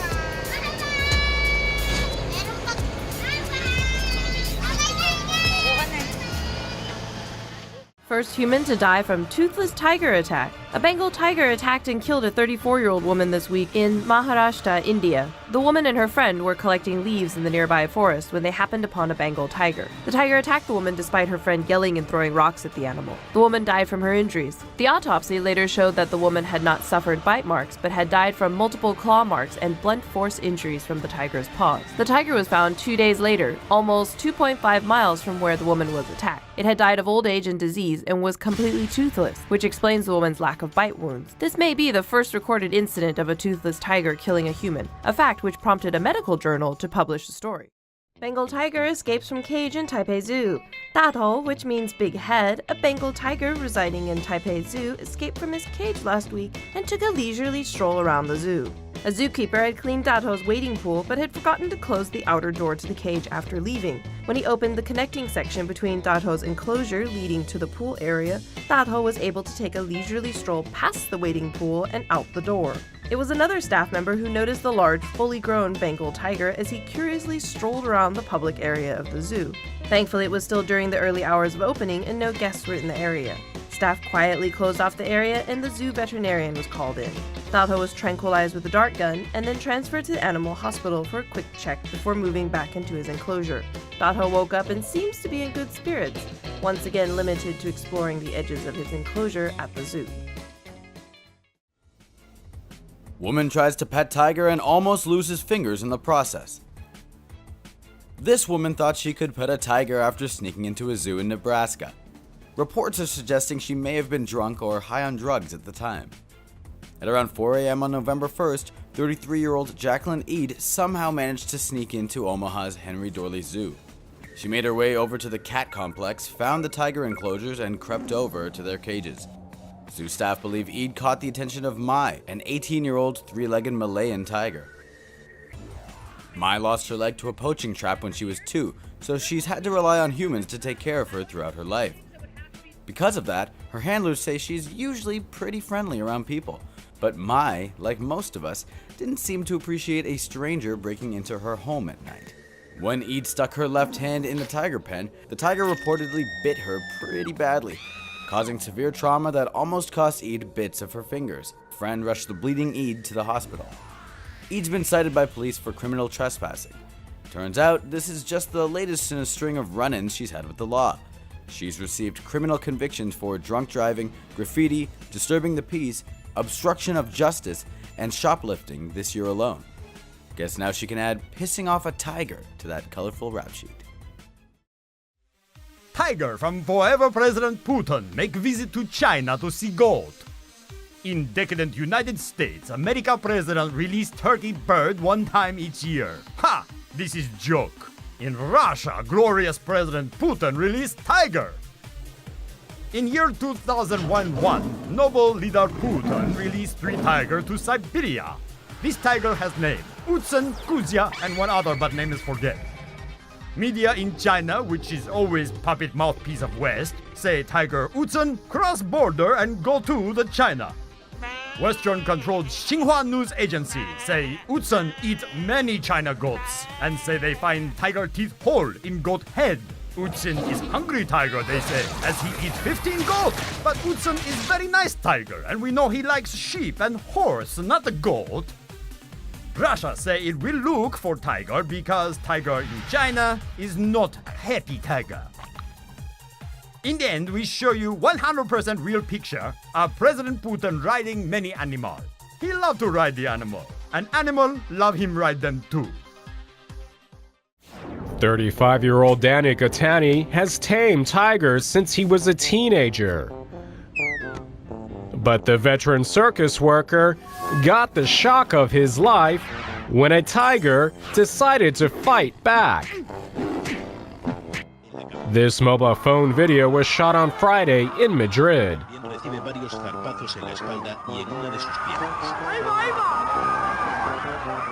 Dry ice was released to obscure the audience's view. A fellow circus worker was dispatched to beat down the uppity tiger. Gattani's mother was in the audience, and she suffered a severe panic attack. But who is in the wrong here? Tiger or tiger tamer? Leave your thoughts in the comments. TomoNews presents Weird and Exotic Pets. Zombie cat reappears 5 days after being buried. Bart the cat is one lucky Florida feline. In a storyline straight out of the movie Pet Sematary, Bart was dead and buried, literally. But miraculously, he turned up alive and well a few days after being put to rest. 24-month-old Bart was trying to cross the street near his home in Tampa, Florida, one day a couple of weeks ago when he was tragically hit by a passing car. Owner Ellis Hudson found Bart lifeless in a pool of blood, and with serious injuries to his head, he and his neighbor did the decent thing and buried Bart at the side of the road. Little did they know that Bart was not dead. So using one of his fabled 9 lives, the persistent pussy clawed his way back into the world, giving Hudson the shock of his life 5 days later when a neighbor found the now zombie Bart nearby and brought him home. Bart is now in the care of the local Humane Society and is being nursed back to health, even though his injuries mean he is likely to lose one eye. No word yet on whether there are any ancient Native American burial grounds nearby. Zombie catastrophe. Owner claims the SPCA kidnapped his cat. Bart the zombie cat is back in the news again. This time it's because his owner is accusing the Humane Society of Tampa Bay of kidnapping his resurrected kitty for publicity. If you remember, Bart was trying to cross a busy boulevard near his home one day a couple of weeks ago when he was tragically hit by a passing car. Owner Ellis Hudson, who we had no idea was actually a black guy, apparently was too broken up about his 4-legged friend and asked a pal to bury him. Good old Bart wasn't ready for the afterlife yet though, and burned one of his 9 lives clawing out of the shallow grave. He was soon reunited with Hudson when a friend found a badly injured feline. Bart had an operation to remove his injured eye, wire his jaw shut, and put a feeding tube in on January 27th. The Humane Society said he'd go home with Hudson after 6 weeks of recovery. However, they soon reversed their decision saying, quote, "We don't believe Hudson has the ability to take care of this cat. citing his 2-year-old daughter's playful tendencies as the primary reason. They go on to allege that Hudson probably knew the cat was still barely alive and still buried him anyway. Hudson is standing by his words and says he will meet them in court if necessary. Alien cat becomes Instagram celebrity from genetic disorder. Matilda, the cat with alien eyes of Instagram fame, only started having swollen eyes after turning 1 year old.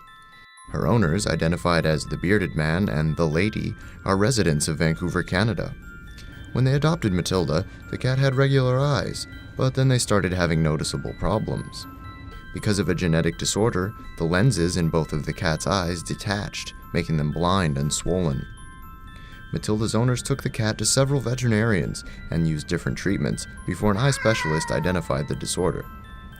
The eye specialist told Matilda's owners it was a spontaneous lens luxation, and she might eventually have to undergo surgery to remove both eyes. Her owners started a GoFundMe page to pay for the cat's medical treatment and reached their goal of $2,500 in a few days. Now, Matilda's owners have started another crowdfunding campaign for cats with similar genetic problems.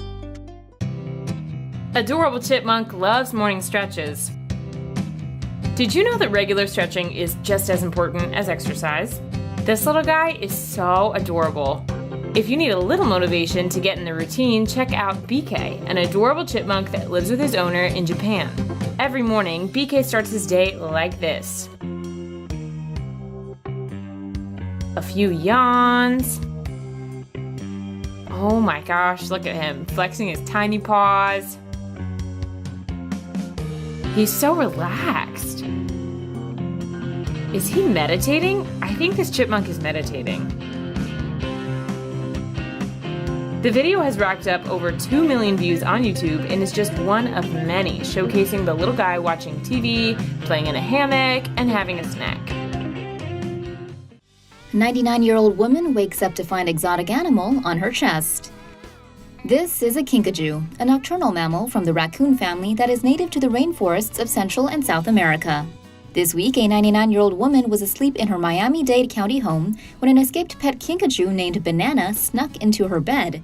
Maybe Banana was lonely, because she laid on the woman's chest and reportedly caressed her face while she was sleeping. The unidentified woman screamed when she awoke and realized what was happening. The kinkajou fled to the attic where she had to be coaxed down. Kathy Mogari, a friend of the elderly woman, played kinkajou sounds and used cherries to lure the animal into a cage. Mogari took 5-year-old Banana to the South Dade Animal Hospital, where Dr. Don Harris tranquilized the scared critter and gave the 2-foot-long kinkajou a clean bill of health. The owner of the kinkajou, Raymond Fernandez, said he left Banana with his brother while his home was being tented and she escaped from her cage. Banana was reunited with Fernandez on Wednesday. Fernandez has plans to visit the elderly woman with his kinkajou in tow, but they'll probably wait until she's awake this time so she can spend some quality time with Banana. Kinkajous are also known as honey bears and can live up to 23 years in captivity. They can turn their feet around to climb up and down trees where they spend most of their time. 超级保姆乐当浣熊狐狸妈妈。这是我的帽菇，这一只柠檬，它是白质的浣熊。Kitty， 小女生，它是什么品种啊？是北极狐。Lucky， 长得好像狗哦。对啊，也是北极狐哦。这挤成一团的4只浣熊和2只狐狸宝宝，都是35岁花莲星光兆丰农场收银员简立秋的心肝宝贝。3月时，农场的北极狐和浣熊生下了许多宝宝，但这6只宝宝却成了弃婴，被妈妈丢在一旁，都不照顾他们。简立秋自告奋勇领养，把他们当小孩带，还细心的帮浣熊和狐狸宝宝们买了专用奶粉，24小时都不离身，还带去上班，被同事封为超级保姆。刚开始好累哦，半夜都不用睡觉了，半夜也是要1个多小时要起来稍微喂一下。小动物们太讨喜，现在全家人都一起加入动物保姆的行列。他们还会帮他洗澡，然后还会喂他们喝奶，还带他们去公园散步。Parrot missing for 4 years, returns speaking Spanish. How does a parrot go from "Hello, governor" to "Hola, amigo"? Darren Chick's long-lost, now bilingual pet parrot Nigel did just that. The African grey parrot originally spoke with Chick's polished British accent. Bring us some mash. Nigel disappeared from Chick's home in Torrance, California back in 2010. Julissa Sperling, owner of Happy Tails Dog Spa, found the bird and was charmed by the bird's ability to speak Spanish. ¿Qué pasó? Sperling contacted a local veterinarian who traced the microchipped bird back to its original owner. The Spanish-speaking parrot initially bit Chick Culero! and kept mentioning some guy named Larry. How Nigel survived and picked up Spanish remains a mystery. And who the heck is Larry? Estoy crudo.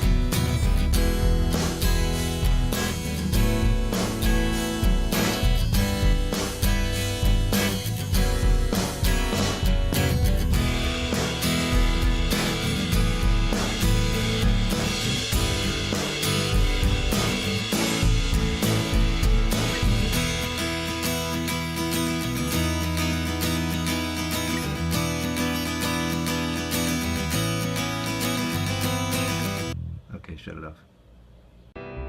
Family living in Gaza refugee camp adopts 2 cute lion cubs.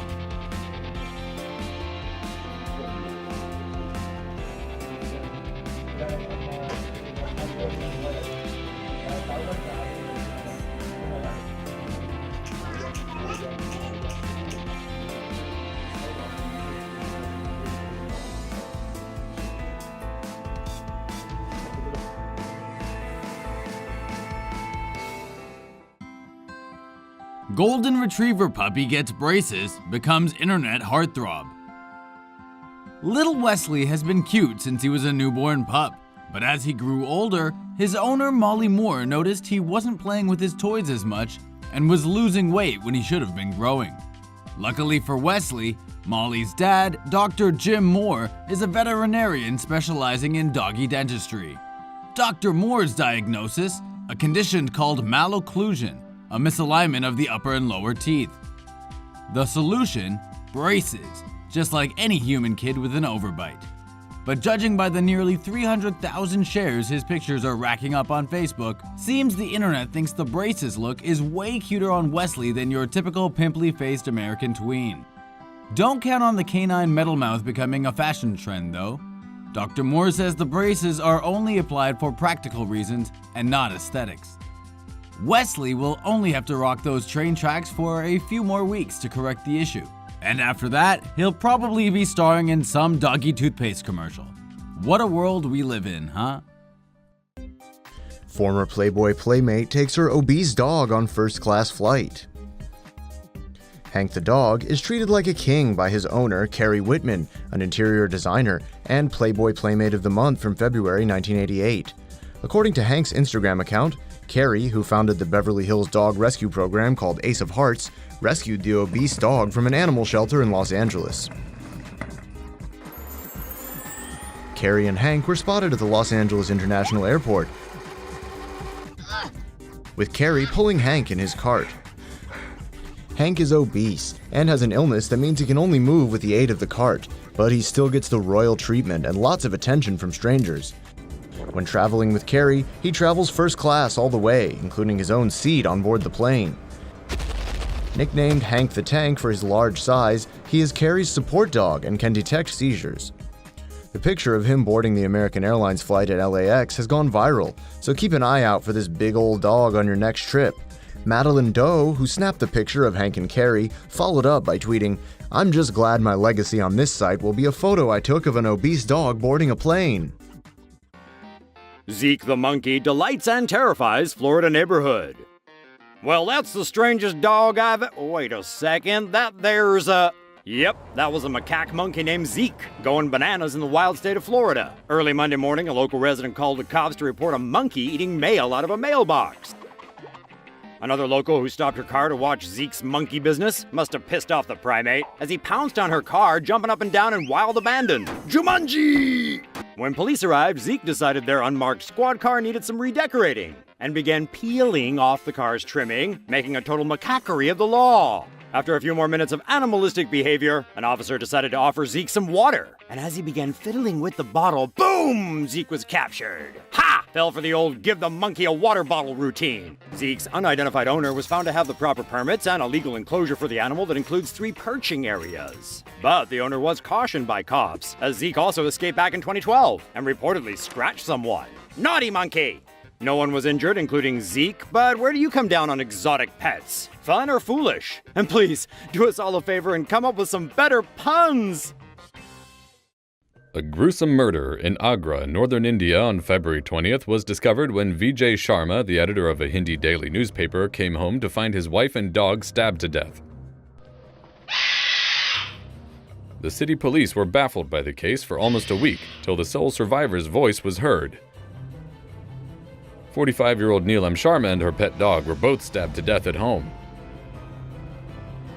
But the killers weren't aware that they left a witness alive. The family parrot, Hira, would start shrieking and flapping around the cage when the victim's nephew, Ashutosh, came by. She even screeched every time Ashutosh's name was mentioned, according to Vijay.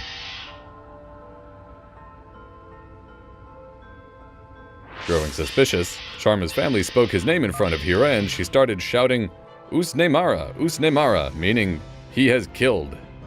Ashutosh and his accomplice were arrested on February 26th. He confessed that he intended to rob his aunt, but then decided to kill her when she caught them in the act. They never thought about killing the parrot as it had been silent in its cage. West Virginia man fined for keeping deer. A Huntington, West Virginia man with a soft spot for deer was fined on the 4th of July for keeping 2 wild bucks in his home. Though one of the deer took off into the woods and never came back, one in particular developed a bond with him and lingered. According to Ronnie Chapman, 2 years ago he found the injured deer bleeding to death in his yard. He then nursed the deer back to health. By this point, Chapman and the deer had developed a rapport. Chapman insisted that the deer came and went as he pleased, though police suspect that they've been living together for months.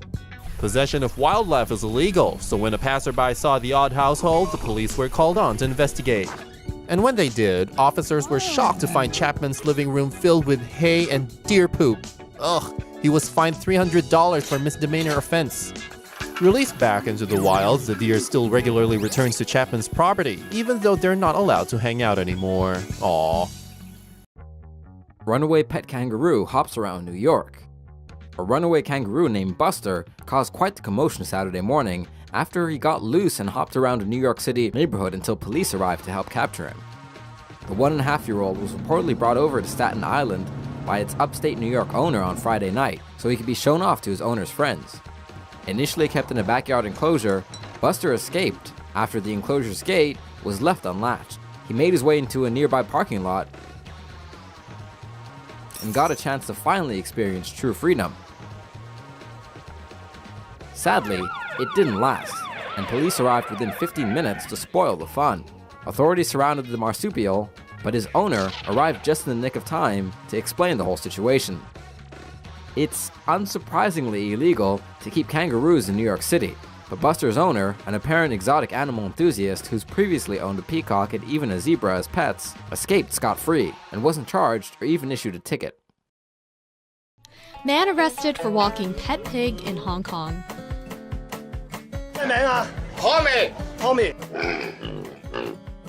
This 62-year-old man from Hong Kong, known as Uncle Biao, was walking his 1-meter-long pet pig around a police car park. But the pig didn't know how to behave and was rushing around, creating chaos. Well, actually, there is a story behind the pair.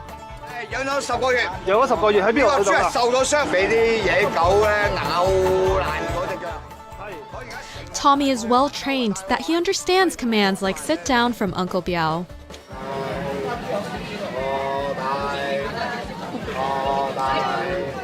In the afternoon on November 17th, he walked his beloved pet pig Tommy in Sai Kung and caused some chaos there. Uncle Biao was reported to have kicked and hit his pig, therefore he was arrested on charges of suspected animal abuse. About Tommy the pig, he was left in the van but eventually managed to break through the window and escaped. The police had to use anesthetic rifle to shut him down to end this farce. TomoNews presents Bees! Man killed after crashing car into bee-infested house.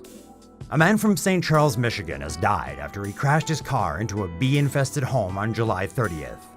At around 3:30 p.m., the man was driving in a rural area along Spruce Road. Just west of the M52 highway on Spruce Road, there's a slight curve to the southwest. Police believe the man had a medical emergency and failed to negotiate the turn. He then drove directly into a house. The house at 216 West Spruce Road had been abandoned for several years and was infested with bees. The local county sheriff says there were witnesses to the crash and several people tried to help immediately but were driven back by swarms of bees. Someone then attached a tow line to the vehicle and pulled it out of the home as firefighters and rescuers arrived at the scene. Emergency personnel tried to revive the man, but he was pronounced dead at the scene. An autopsy will be performed as part of the police investigation. Asian giant hornets are one of the world's most venomous insects and should not be messed with. With a strong El Niño in 2016, parts of Asia may have more to worry about as the extreme heat may bring about more aggressive attacks from the world's biggest hornet. Asian giant hornets, native to East and Southeast Asia, are about 4 to 5 centimeters long, with roughly 1 centimeter long stingers. The Vespa mandarinia tend to target bees, but have been known to attack humans when disturbed. They're able to travel up to 100 kilometers at speeds of 40 kilometers an hour, much faster than a person can run. In 2013, 42 people died and more than 1,000 others were injured after a vicious spate of attacks by Asian giant hornets in China's Shanxi province. Hornets sting their victims repeatedly, releasing a potent venom containing 8 different chemicals that attract more hornets to the victim, potentially causing anaphylactic shock and renal failure. Experts advise that the best way to be safe is to steer clear of any nests, which are often located underground or in tree stumps. Local Utah news media are abuzz over the discovery of an enormous beehive in the aptly named Beehive State.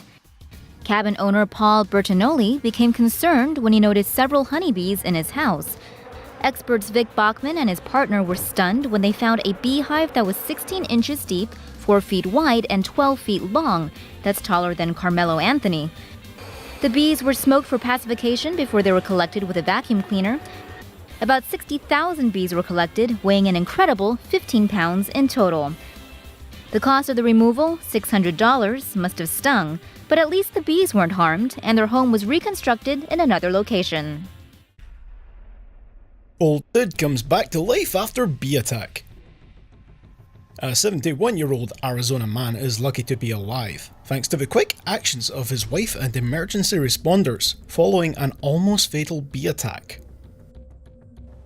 Jerry Morrow was minding his own business and working in his backyard Tuesday afternoon, when a swarm of bees decided to put a sting in his day. He was attacked by hundreds of bees and suffered around 20 to 25 stings. Ouch! And to make matters worse, he's allergic to them. Double ouch! His wife Anna heard him screaming. She called 911 and the emergency responders were soon on their way. Firefighters sprayed foam to kill the bees, while others got Mora to safety. When he was put in the ambulance, Mora wasn't breathing and had no pulse. However, firefighters were able to revive him en route to the hospital. He is listed in serious but stable condition. But what would you do in the face of a misbehaving swarm of these little douchebags? Sound off below and let us know. Hiker stung to death during bee attack. User in Mountain Park, Arizona, was the scene of a killer bee attack Thursday that saw one young hiker lose his life. Alex Besler and a friend were hiking in the morning when all of a sudden a swarm of bees began attacking them. His friend escaped the bees, reportedly finding shelter in a nearby restroom, but Besler wasn't so lucky. According to reports, Besler was stung over 1,000 times during the attack. Another hiker and park employees tried to get to Besler, but couldn't due to the aggressive swarm. Firefighters were able to later help them retrieve him, but it was already too late. The 23-year-old was taken to hospital, where he was pronounced dead. He'd reportedly been visiting the area from Louisiana. Japanese woman finds giant Asian hornet creeping in her closet. Ever heard of a giant Asian hornet? Or as the Japanese call it, suzumebachi, which translates to sparrow bee. Though this massive bug may be fascinating to marvel at in pictures, it was a frightening sight for a woman in Japan who discovered one in her bedroom earlier this week. When she opened her closet to grab some clothes, there it was, crawling around on her green sweater. The giant Asian hornet isn't exactly Godzilla, but it's pretty big for a bug. An adult Asian hornet can grow up to 2 to 3 inches in length with a wingspan of roughly 3 inches. And Suzumebachi isn't just huge, it's deadly. It's said to be able to kill as many as 40 honeybees in one strike. And when it attacks humans, it can be straight up nasty. Its venom is so toxic, its sting can dissolve human tissue, sending victims into anaphylactic shock, which could then lead to painful death. Luckily for the Japanese woman, she somehow managed to catch it and dispose of it safely. Reports indicate the hornet was also unharmed. Giant Asian hornets are native to the mountains of Japan, and unsuspecting humans should pray. That's where those humongous buzzers will choose to stay. Hornet mooncake introduced at this year's Mid-Autumn Festival in Taiwan. These are some yummy traditional mooncakes for the upcoming Mid-Autumn Festival on September 8th. Here's an innovative treat. It's a mooncake with a hornet placed on top of it. And there's more for those hungry for hornets. The cake's filling contains hornet larvae. The pastry shop owner said hornet mooncake is crispy, and the sweet and sour hornet larvae has a nice taste after it's baked. The idea for the hornet cake came from a third-generation pastry shop owner, Su Li Ji, who also works as a volunteer fireman, where he removes a lot of hornet hives. According to Taiwanese remedies, bee larvae can prevent aging and revitalize skin. Su thought it might be a good idea to use it as an ingredient in mooncakes. Taiwan Apple Daily's bold reporter decided to give it a try. The hornet tasted like crispy fried shrimp. The larvae tasted just like red bean paste. It's also got a taste of liquor and fruit. Sue explained that after the larvae were cooked, they were soaked in rum. It actually tastes quite good. If you don't know what it's made of, you won't taste any difference. One hornet mooncake costs about $3 US. Only 2,000 will be available for sale. Are you daring enough to try one? Hundreds of African killer honeybees stung a farmer to death. Hundreds of Africanized killer honeybees are thought to have killed a farmer in southern Texas on Sunday. A South Texas farmer was dragging a disc on a field when the disc hit an old irrigation pipe and punctured the pipe. The pipe contained a honeycomb that stretched 15 to 20 feet long and housed what was probably a population of killer bees. The Africanized killer honeybee, a hybrid between a European and an African variety, first appeared in the US near Rio Hondo, Texas. The mutant honeybee is as venomous as the European honeybee, but the former is deadly because they are more aggressive and attack in swarms. The farmer jumped off his tractor and tried to run away, but the bees swarmed on top of him and stung him to death. Family members found the farmer dead at the scene and called exterminators to get rid of the colony. Are bees going extinct? Reports show high rate of US bee deaths. Annual surveys have shown a trend in bee deaths in America. The Bee Informed Partnership has released its annual survey of the national health of bees in America, and yet again, the number of colonies is shrinking. The Bee Informed Partnership collected data from 5,700 beekeepers across 48 states for its annual survey, and found that from April 2015 to April 2016, American beekeepers have lost 44% of their hives. Losses in summer 2015, a season bees are known to thrive in, increased to 28.1% of hives, the same rate of loss for winter the same year. A culprit in the bee losses is the varroa mite, a lethal parasite that can easily spread between colonies. Pesticides and malnutrition caused by single flower farms near hives are also likely taking a toll, especially among commercial beekeepers. Bees pollinate fruit, nuts, and vegetables, with some crops entirely dependent on honeybees.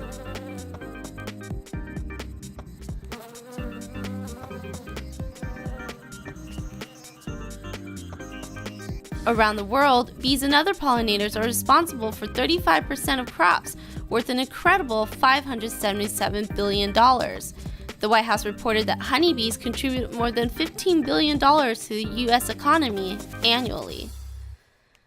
A man was killed in Moody, Texas, and one woman was injured after a hive of Africanized bees attacked them on Saturday. The man was outside his home on his tractor when he ran into an old pile of wood containing thousands of bees.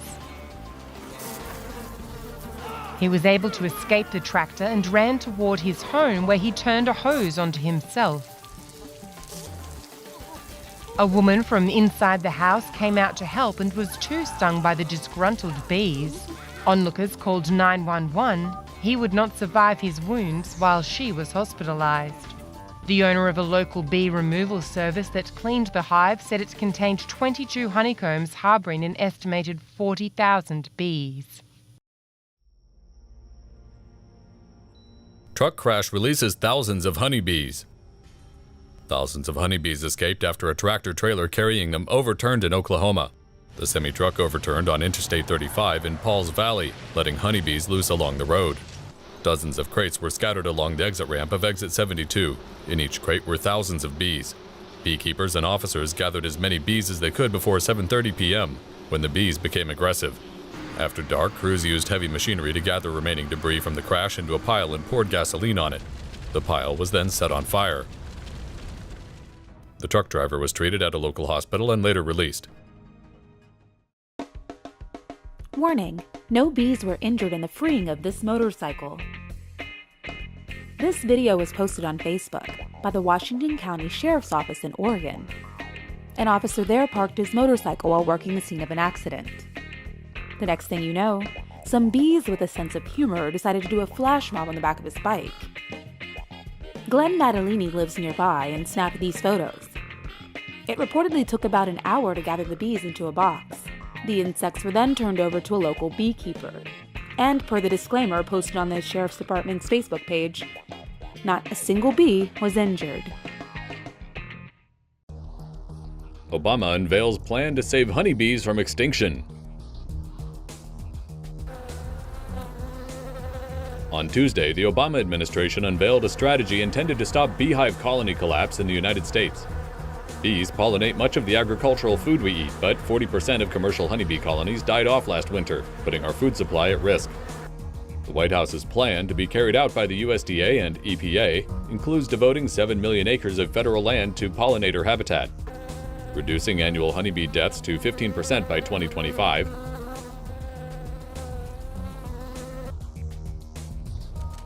and returning monarch butterfly numbers from 30 million to 220 million in 5 years. The plan also calls for more studies of the class of pesticides known as neonicotinoids, which kill pests but might also weaken bee immune systems. Weaker bees are more easily killed by invasive varroa destructor mites and poor nutrition from monocultural farming practices. Critics of the plan say it focuses too narrowly on commercial honeybees out of 4,000 bee species in North America, and that there is no specific action plan to increase butterfly numbers. Finally, some insist neonic pesticides should be banned immediately, though Australia, which is free of varroa mites, uses neonics yet has avoided colony collapse. At least 24 people have died and hundreds have been injured by a spate of Asian giant hornets attacks in China. Asian giant hornets are found throughout Eastern Asia and can grow to about 4.5 centimeters in length, with roughly 1 centimeter long stingers. The hornets are able to travel up to 100 kilometers at a speed of 40 kilometers per hour, much faster than the average person's running speed. Hornets can sting their victims repeatedly, releasing a potent venom containing 8 different chemicals that attracts more hornets to the victim. The venom can cause anaphylactic shock and renal failure. Some recent victims in China claim they were chased for hundreds of meters and stung as many as 200 times. Amateur beekeepers in London are trying to help stop the widespread decline of the bee population. Bees in the UK and worldwide have been dying in droves. Environmentally conscious Londoners have been trying to help the problem by keeping bees on their outdoor spaces. Unfortunately, London lacks sufficient flowers for all the new bees, forcing bees to compete for the few flowers there are, with the result that most bees in London will starve. By contrast, US cities have plenty of pollen for their bees, but nearly no crops that need pollinating. Canadian researchers discovered that they can use bees to drop off pest control agents while they pollinate crops. A wooden dispenser containing biopesticide was installed at the entry and exit of the hive. The bees automatically pick up the pesticide as they leave their hives. Experiments have shown the bees have successfully distributed the fungus Beauveria bassiana to greenhouse sweet peppers. The fungus kills pests such as whiteflies, aphids, and ligers. This method, known as bee vectoring, received approval from the Canadian government in early 2013. TomoNews presents Poisoning. Fourth graders arrested for poisoning their teacher. Yep, 2 boys aged 9 and 12 allegedly poisoned their teacher's water bottle on Monday. The incident took place at the PS 315 School of Performing Arts in Brooklyn. The pint-sized punks are believed to have used rat poison to spike their teacher's water. The 62-year-old teacher, Johanna Sharapany, took a swig from the bottle around 12:30 p.m. A third student, who was aware of the mischief, told her mother about it after school. The mother called the school's principal to warn the teacher that she'd been poisoned. The following day, Miss Sharapany was rushed to the doctor's office and treated for nausea and high blood pressure, but nothing serious. Police arrested the kids and charged them with reckless endangerment, assault, and criminal possession of a weapon. Police believe the younger boy was the one who brought the rat poison to school. They found more rat poison in his backpack. Australian teenager leaves stingray barb stuck in his leg for 24 hours because he didn't want to die like Steve Irwin. 8 years after crocodile hunter Steve Irwin's death by stingray, a 17-year-old Australian named Corey Jameson has survived a stingray attack of his own, thanks to Irwin. How did he stay calm enough to play with his phone on a stretcher despite the huge barb sticking out of his leg? He knew from Irwin's accident that the only thing to do was wait. He was speared by a stingray Thursday morning while swimming at Mindle Beach in Darwin. He fought through the searing pain caused by the poisonous barb. The memory of Steve Irwin's death popped into his head, and thinking Irwin died trying to remove the barb, Corey opted to leave his in, aware that if he pulled out the barb, the bleeding could worsen. Relief didn't come soon. Due to a power outage at the hospital, it was another 24 hours before he could be treated properly. Finally, doctors removed the barb during a 2-hour operation. The thing had just missed the bone. Jamieson has recovered fully and is in good condition. 6-year-old dies from internal bleeding after eating lollipop. Tragedy struck a family in China's eastern Shandong province when their 6-year-old suddenly collapsed and died before he could make it to a hospital. Xiaoli had been playing with neighborhood children and sucking on a lollipop when he suddenly collapsed. Neighbors notified his family and his father rushed the boy to the only clinic in town. The child was reportedly frothing at the mouth and began to vomit up blood. The doctor called the nearest hospital and told them to send an ambulance. He began questioning the family about where the child had gotten the lollipop and if they had bothered to collect it. Xiaoli's uncle rushed back to find the piece of candy while the child was rushed to a hospital by the ambulance. Unfortunately, before reaching the hospital, Xiaoli began to cough up blood so dark it was nearly black and stopped breathing. He was pronounced dead due to severe blood loss by the doctors at the hospital. The lollipop was recovered and found to have been coated in rat poison, most likely a drug also known as warfarin, which is used as a blood thinner in small doses. In large doses, the drug can liquefy the lining between organs and cause severe bleeding in the stomach and intestines. No one is sure where the lollipop came from, and some of the children said that Xiaoli had just found it in the courtyard of the family compound. Some family members speculated that it was thrown in, but after testing the theory, realized that thrown lollipops completely shattered upon impact with the ground. They currently speculate that someone known to the family entered the compound and dropped the candy in the courtyard. Who would do something like that, knowing there were children around? First graders suspended after allegedly plotting to kill classmate. Alaska authorities say 3 first-grade girls have been suspended from school this week because they had allegedly plotted to poison another student. On March 22nd, a student alerted a teacher at the Anchorage Winterberry Charter School after hearing them discuss their plan. The girls reportedly believed they could poison the student with packets of silica gel, though these aren't poisonous. According to a CBS report, the girls were interviewed by the school and no charges will be filed. What's interesting is that the cops say that the plot allegedly came from an ongoing feud. Frightening, agree? Woman has sex with dogs, poisons roommates who catch her.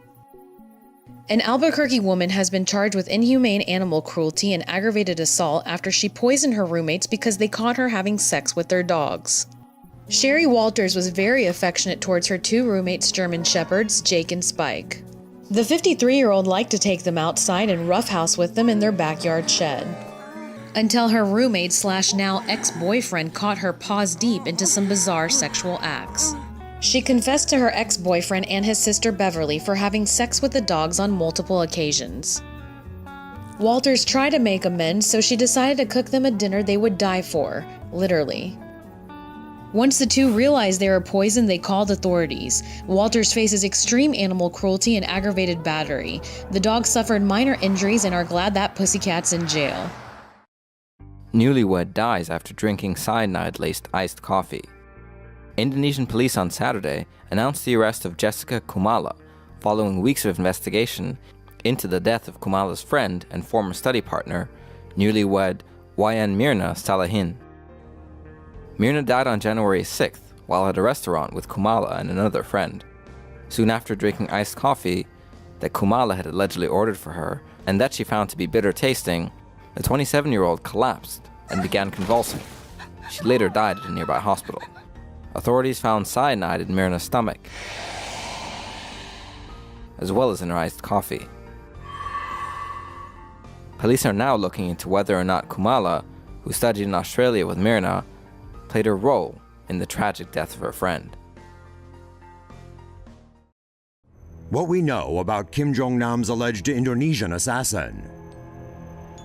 News of the apparent assassination of the North Korean leader's estranged half-brother in Malaysia has made global headlines. Now, increasing information is being released about the women suspected of poisoning Kim as he waited for a flight to Macau. One of these women is Indonesian citizen Siti Aisyah. After reviewing security camera footage, Malaysian police tracked down and arrested Aisyah and another suspect. The Indonesian Foreign Ministry says Aisyah is 25 years old, from Serang City in far western Java, and holds a passport that was issued in West Java. In 2009, while working at a clothing factory in Jakarta, she married her boss and the pair had a son. 3 years later, they divorced, after which she began an affair with another man. Kim's killing is thought by many to be the work of North Korean agents, yet Aisha's former father-in-law told reporters she cannot speak English and works as a humble shopkeeper in a small town, arguing she'd unlikely to have knowingly been involved in an assassination plot. Media have speculated she was an unwitting tool of the North Korean state. Under questioning, Aisha claimed that a man at a nightclub who claimed to work for a TV prank show offered her $100 to take part in a prank on a man at an airport. That man, of course, would turn out to be Kim Jong-nam. After the event, Sitri and her boyfriend escaped by taxi. She was arrested just after midnight on February 16th. The investigation is ongoing. Cell phone rage. Girl tries to poison grandma with pesticide. Meet Tatiana Lisa Nicole Johnson, a 17-year-old high schooler from Fayetteville, North Carolina. She's a dummy who tried to poison her grandma to death for revoking her cell phone privileges. You see, phone addict Johnson had been acting up, so, to punish her, 51-year-old grandma Galen Moody confiscated her celly. This didn't go down well at all. Johnson lost it and plotted her revenge. It was the Easter weekend and Grandma Moody was cooking up a pot of healthy collard greens. Johnson had other plans. She dumped poisons and insecticides into the mix. Moody had invited a friend over for the meal. The poison acted fast. She recalls going numb from the waist up. The two staggered out of the house. They tried to drive to the hospital but couldn't make it on their own. Moody and her friend eventually got to the ER and doctors suspected a virus was responsible for their symptoms. It wasn't until the next day when doctors realized the pair had been poisoned. Tatiana Johnson has been charged with 2 counts of attempted first-degree murder. Being in North Carolina and over 16, she stands to spend many years in prison if she's convicted. Hey Tatiana, was it worth it? YOLO. Letter containing cyanide sent to the White House. A letter sent to the White House has tested positive for cyanide, a potentially deadly chemical. A letter intended for the White House tested positive for cyanide at an off-site mail screening facility on Tuesday. The letter reportedly contained an unknown milky substance in a container wrapped in a plastic bag. Chemical testing confirmed the substance to be cyanide.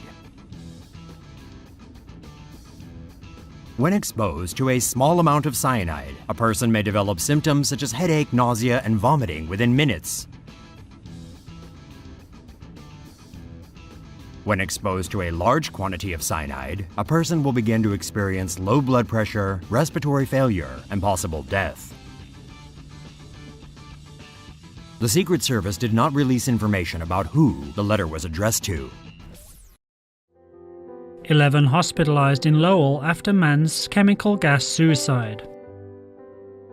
A Massachusetts man who may have been distraught over a failed relationship released chemical gas into his apartment on Thursday, killing himself and hospitalizing 11 others. Police officers and paramedics responded to a third-floor apartment in Lowell, Massachusetts on Thursday after a man's recent Facebook posts concerned his friends.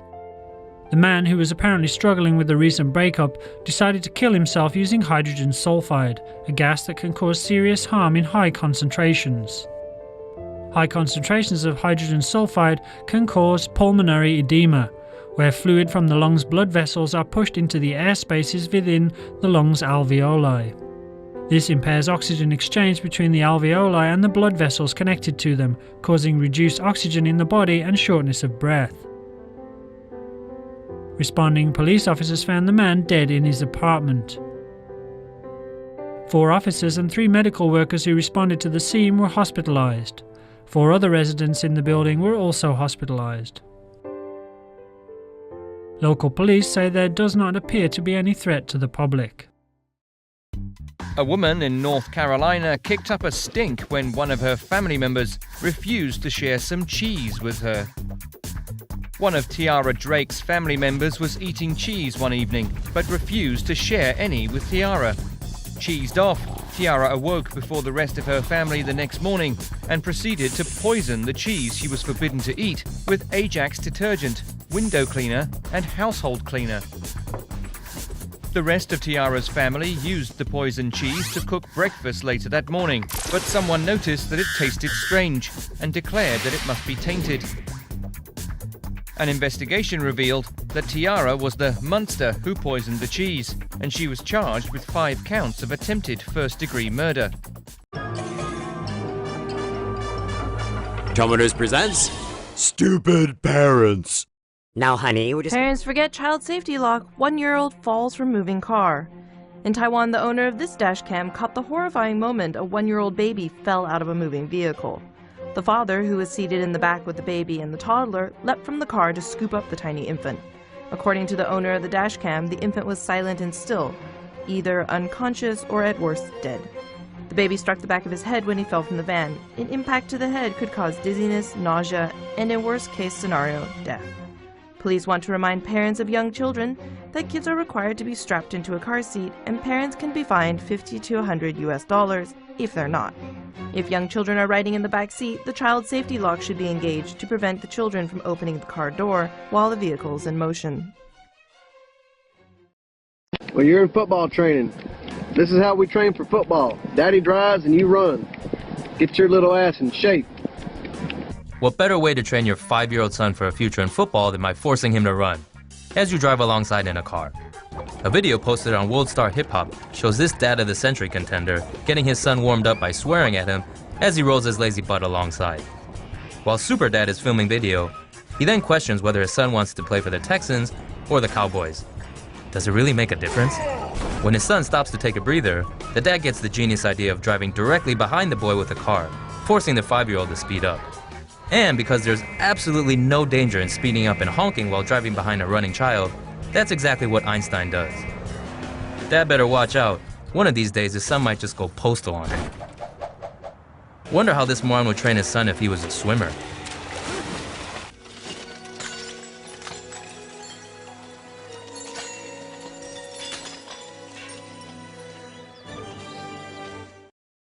Arizona dad jailed after throwing toddler into pool to teach her a lesson. An Arizona father is in jail after security camera footage showed him tossing his 23-month-old daughter into the family pool to teach her a lesson. Corey McCartney of Phoenix was reportedly angry with his daughter Mia after she allegedly dropped a puppy into the pool, which resulted in the young dog's death.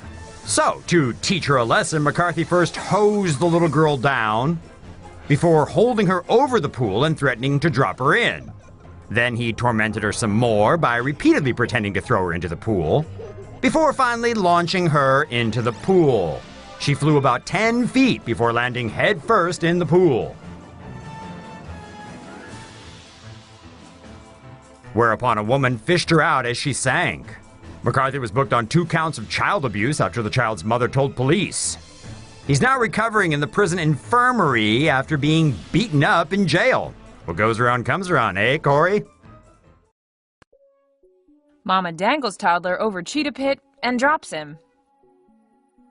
A 2-year-old boy is recovering after almost becoming this cheetah's midday snack at the Cleveland Metro Park Zoo. So, yeah, it's probably not a good idea to dangle your tiny child over any sort of railing, one of the many life lessons we can learn from a certain late pop star. But you definitely don't dangle your kid over a cheetah pit railing lest he slip from your grasp, like this little tyke. The good news is that's really where the toddler's bad luck ended Saturday. He suffered only minor injuries despite falling 12 feet. And when his father jumped in to save him, kudos, Dad. The cheetah took no interest in the pair, which is especially lucky considering cheetahs can go from 0 to 60 in about 4 seconds. The toddler did make it out of the pit, and paramedics took him to Cleveland Metro Hospital for a leg injury. The zoo says it plans to file charges against the unidentified parents for child endangerment. Child falls from moving van, but grandpa keeps driving. Why is this little boy running scared up the road in the middle of traffic? On February 27th, the boy and his grandfather were driving through the city of Suzhou in China's Jiangsu province. The boy, possibly bored, somehow got the idea of climbing over the back seat of Grandpa's van before maneuvering his way up and over the back seat, landing himself in the trunk. Unfortunately, the trunk door had been damaged in a previous collision and would occasionally fly open from time to time. This time, when it did, out the child fell, tumbling down the road. Miraculously, he didn't appear injured, only confused as to why his grandpa didn't stop the car to rescue him. That's because Grandpa apparently had no clue the little guy had fallen out. He just kept on driving until others who saw what had happened managed to flag him down. The boy, who looks to be about 2, was picked up and taken to safety by a good Samaritan surnamed Zhang. Zhang then handed the frightened kid over to his grandpa, who also appeared to be a little unnerved. Fortunately, there are good people in the world willing to rescue children when they, fall out of the back of moving cars. Maybe think about getting that trunk door fixed, huh, Gramps? Dad leaves 6-month-old daughter in hot van and puts her in the fridge to cool her. If there was an award for World's Most Careless Dad, 33-year-old Michael Tadford would run away with the trophy. On June 20th around 9 a.m., the delinquent father dropped his 2 other children, a 5-year-old and a 3-year-old, off at daycare. An unemployed high school teacher, when he got back to his house, he forgot that his 6-month-old daughter was in the back seat. She'd stayed home that day with a fever. After taking a nice long nap, Tadford woke up in a panic, remembering his baby, who'd been sitting in the minivan for 3 to 4 hours in 90-degree heat. When he got to the child, to his horror, she was burning up and unresponsive. Tadford later told police she was hot as a brick when he found her. In an attempt to cool her down, he brought her inside and put her in the fridge, hoping she would be okay. Unfortunately, this method wasn't working, and after trying CPR, he called both his wife and 911 to report his failings as a parent. Sadly, his infant daughter did not make it. Michael Tadford was arrested and charged with manslaughter. Young Florida mother hides infant in car trunk to avoid getting traffic ticket. Like most people, 19-year-old Florida woman Breonna Watkins wanted to avoid getting a traffic fine. But unlike most people, she went to ridiculous lengths to get out of a $60 ticket for not having a child seat, and still failed. Watkins caught the attention of Broward County cops when a patrol car noticed her vehicle stopped at an intersection. And when officers saw she had a broken headlight to boot, they decided to pull her over. Spooked by her impending traffic stop, Watkins panicked and instructed a young relative of hers to quickly hide her 5-month-old baby in the trunk of the car, which the boy duly proceeded to do. But when officers pulled her over and started talking to her, she rather naturally appeared evasive. And guess what else? It wasn't too long before Junior began to find his surroundings uncomfortable and started to cry. Upon opening the trunk, officers were taken aback by the disturbing sight of the child, surrounded by such dangerous items as rusty garden shears, a rusty coat hanger, a rusty tire iron, and an empty gas canister. Watkins was then arrested on 7 charges, including child abuse with bond set at $7,000. The baby is expected to be handed over to Watkins' great-grandmother, who said the whole episode was just a big mistake. Easter egg hunt ruined by greedy parents. Organizers of the 3rd annual Pez Easter egg hunt in Connecticut had distributed more than 9,000 eggs over 3 different fields. Each field was assigned an age group and a staggered start time. The free event saw record turnout this year, far exceeding what the company had prepared for. But not everyone wanted to play by the rules. Greedy parents pushed and shoved their way onto the fields before organizers could start the fun. They cleared the first field and continued to the second and third, leaving crying children and angry parents in their wake. Some children had candy stolen from their baskets, another had a bloody nose and other injuries. The company gave out candy to those who didn't collect any during the incident and apologized, saying, "We only wanted to do good for the local community." Parents burn homeless person with firecrackers and show children.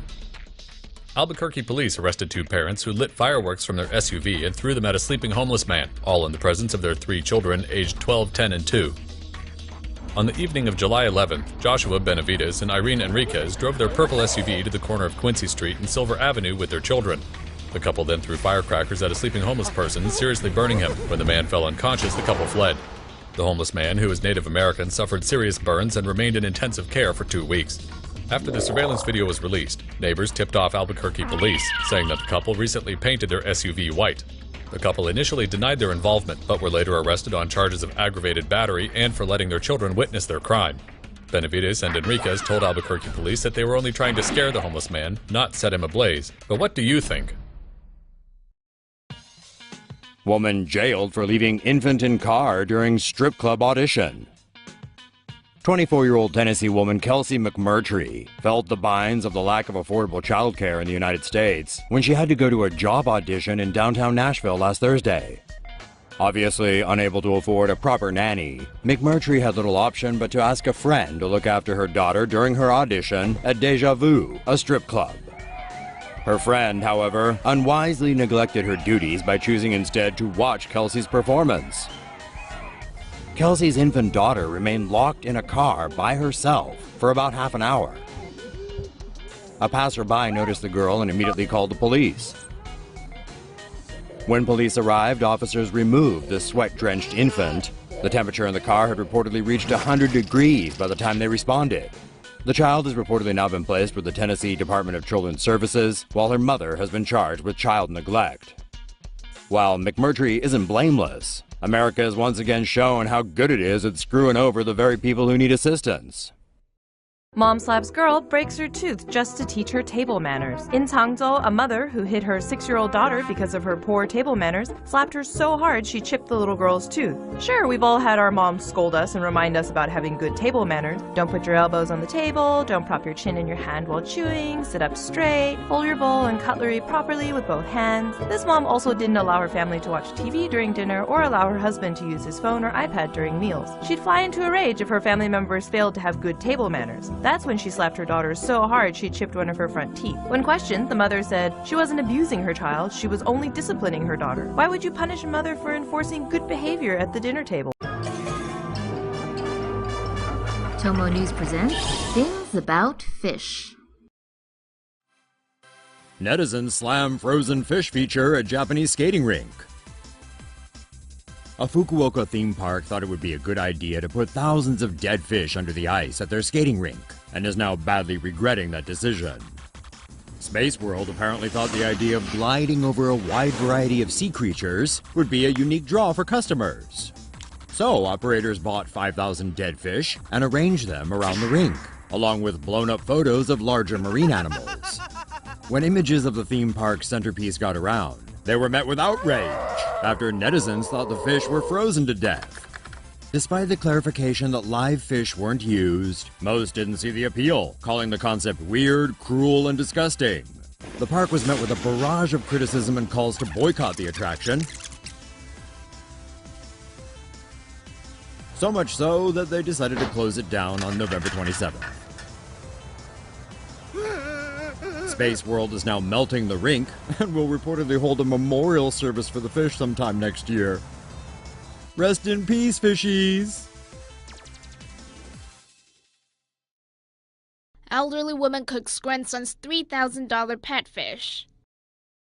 The red arowana is an incredibly expensive fish and is worth an estimated $3,000. Doesn't it look tasty though, especially when steamed and flavored with ginger? Well, a Taiwanese grandmother was apparently thinking along just those lines. A netizen, identified only by his surname Zhang, posted this photo just a few days ago, noting that his friend's grandmother had apparently thought keeping the fish was too taxing on the family's utilities bill. So she decided it'd be a good idea to cook her grandson's pet, the most expensive steamed fish ever. If grandma wants to eat fish, I'm willing to exchange the red arowana with a box of seafood. Curious netizens have managed to dig up a slew of similar stories. Another grandmother, this time in the southern Chinese city of Kunming, cooked the red arowana just 3 months ago and apparently loved the taste of the fish. Some suspicious netizens are calling shenanigans on Zhang and claiming it might have copied the Chinese report.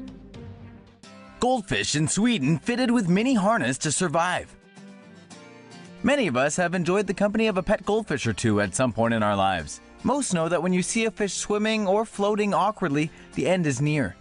Veterinarians probably don't see many patients with gills because most owners just prepare themselves for a burial at sea. But how many can say they cared enough about their fishbowl-dwelling friends to figure out how to save them? Earlier this month, one owner of a goldfish in Sweden noticed their goldfish unable to swim properly, floating at the bottom of the fish tank. The fish was likely suffering from swim bladder disease, a common disorder in aquarium fish caused by intestinal parasites or constipation due to high nitrate levels from being overfed. The swim bladder of a fish allows it to control its buoyancy. Understanding this, the owner used a few twist ties and some cork to create an underwater wheelchair and fitted the tiny golden wonder with the homemade life preserver, allowing it to swim free with the rest of its buddies. This isn't the first time a devoted fish owner has come up with a creative solution to save their underwater pets. Just like humans, there are plenty of disabled fish who could benefit from a snug little life jacket to get through their day. These other fish wheelchair models are pretty neat too, aren't they? Wow, the depths some owners will go for their fishy friends. Mad cool. Vegan activist throws family's fish back into the water. Last Friday, vegan Florida activist group Direct Action Everywhere took it upon themselves to disrupt a family's fishing trip.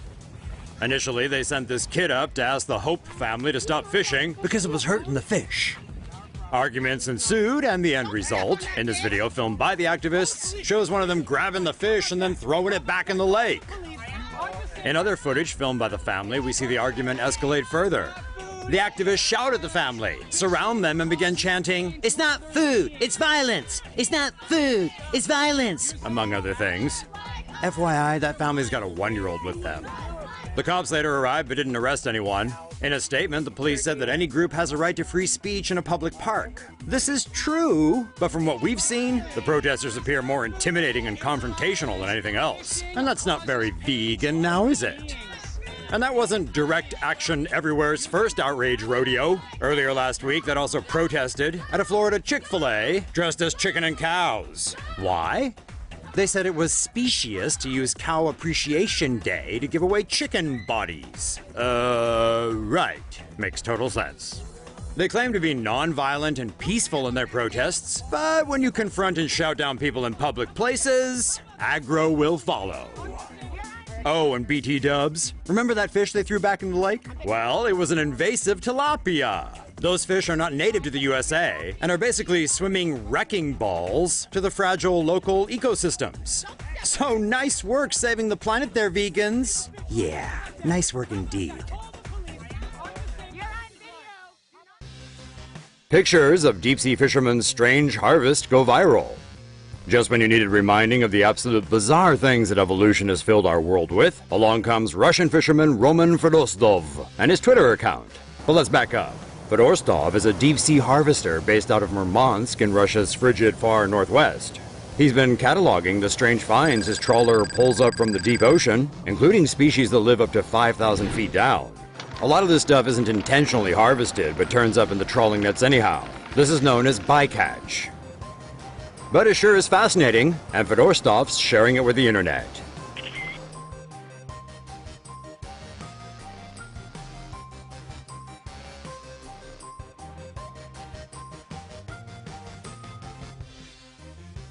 His Twitter account, where you can find these and other incredible images, now has a healthy 83,000 followers.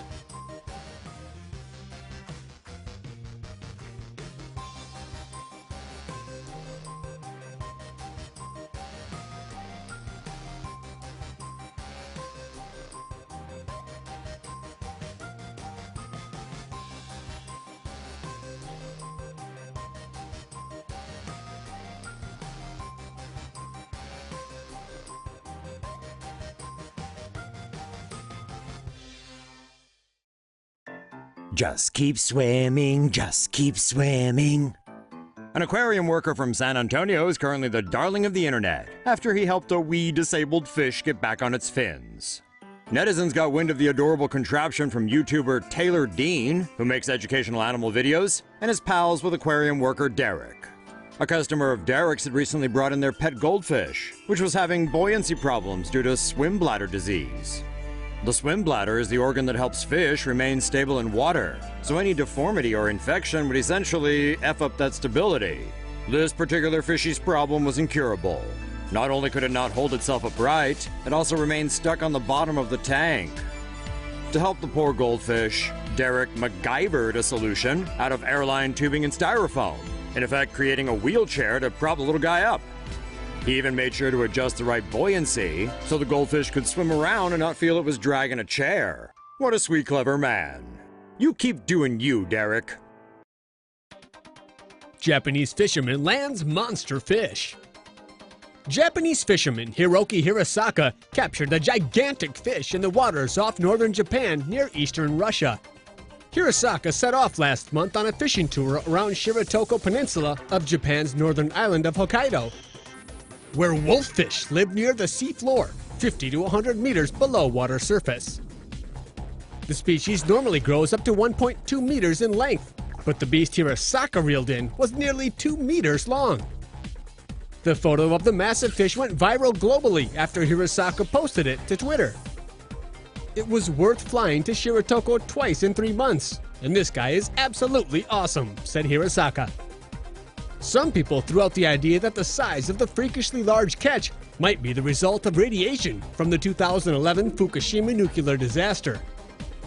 So what's happened after that picture? Hirosaka said he grilled the fish and ate it. Croc 1, Shark 0.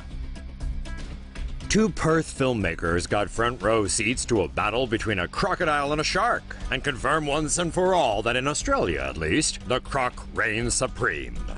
The filmmakers were on a fishing expedition in Kimberley when they pulled up at the Prince Regent River. While soaking up the surroundings, the crew gutted some fish and threw the bloody scraps into the water, where they attracted a frenzy of hungry sharks. Before long, a huge saltwater crocodile came swimming up from the nearby mangroves, clearly wanting in on the action. But the croc had no interest in the fish scraps. With its mouth open, it instead waited patiently for something bigger. As soon as a shark came up for the fish, the croc lunged and grabbed it in its mouth before dragging its bounty back into the mangroves. It was a pretty brief battle. Poor Sharky never had a chance. Of course, this being the wild Aussie outback, you bet there's gonna be a rematch. Researchers discover angry octopuses turn darker colors. Scientists from the University of Sydney have discovered how octopuses communicate with each other by changing colors, including identifying certain poses that indicate a complex system of social signals that the marine creatures use to interact. After studying 53 hours of octopus footage, researchers concluded that the cephalopods turn a darker shade and try to make themselves appear larger or taller when they're being aggressive, and turn a lighter shade or make high contrast patterns when they're trying not to start trouble or if they just lost a fight. Darker octopuses will stand their ground when facing off with a lighter colored octopus. As you can see here, the octopus has taken a Nosferatu pose named after the vampire film. There goes the loser of the fight in a pale flash. This is the first study of a system of communication among fighting and high-fiving octopuses. In this clip, notice how the darker octopus chases the lighter ones away in a show of aggressive behavior. Octopuses have cells called chromatophores below the surface of their skin that allow them to change color.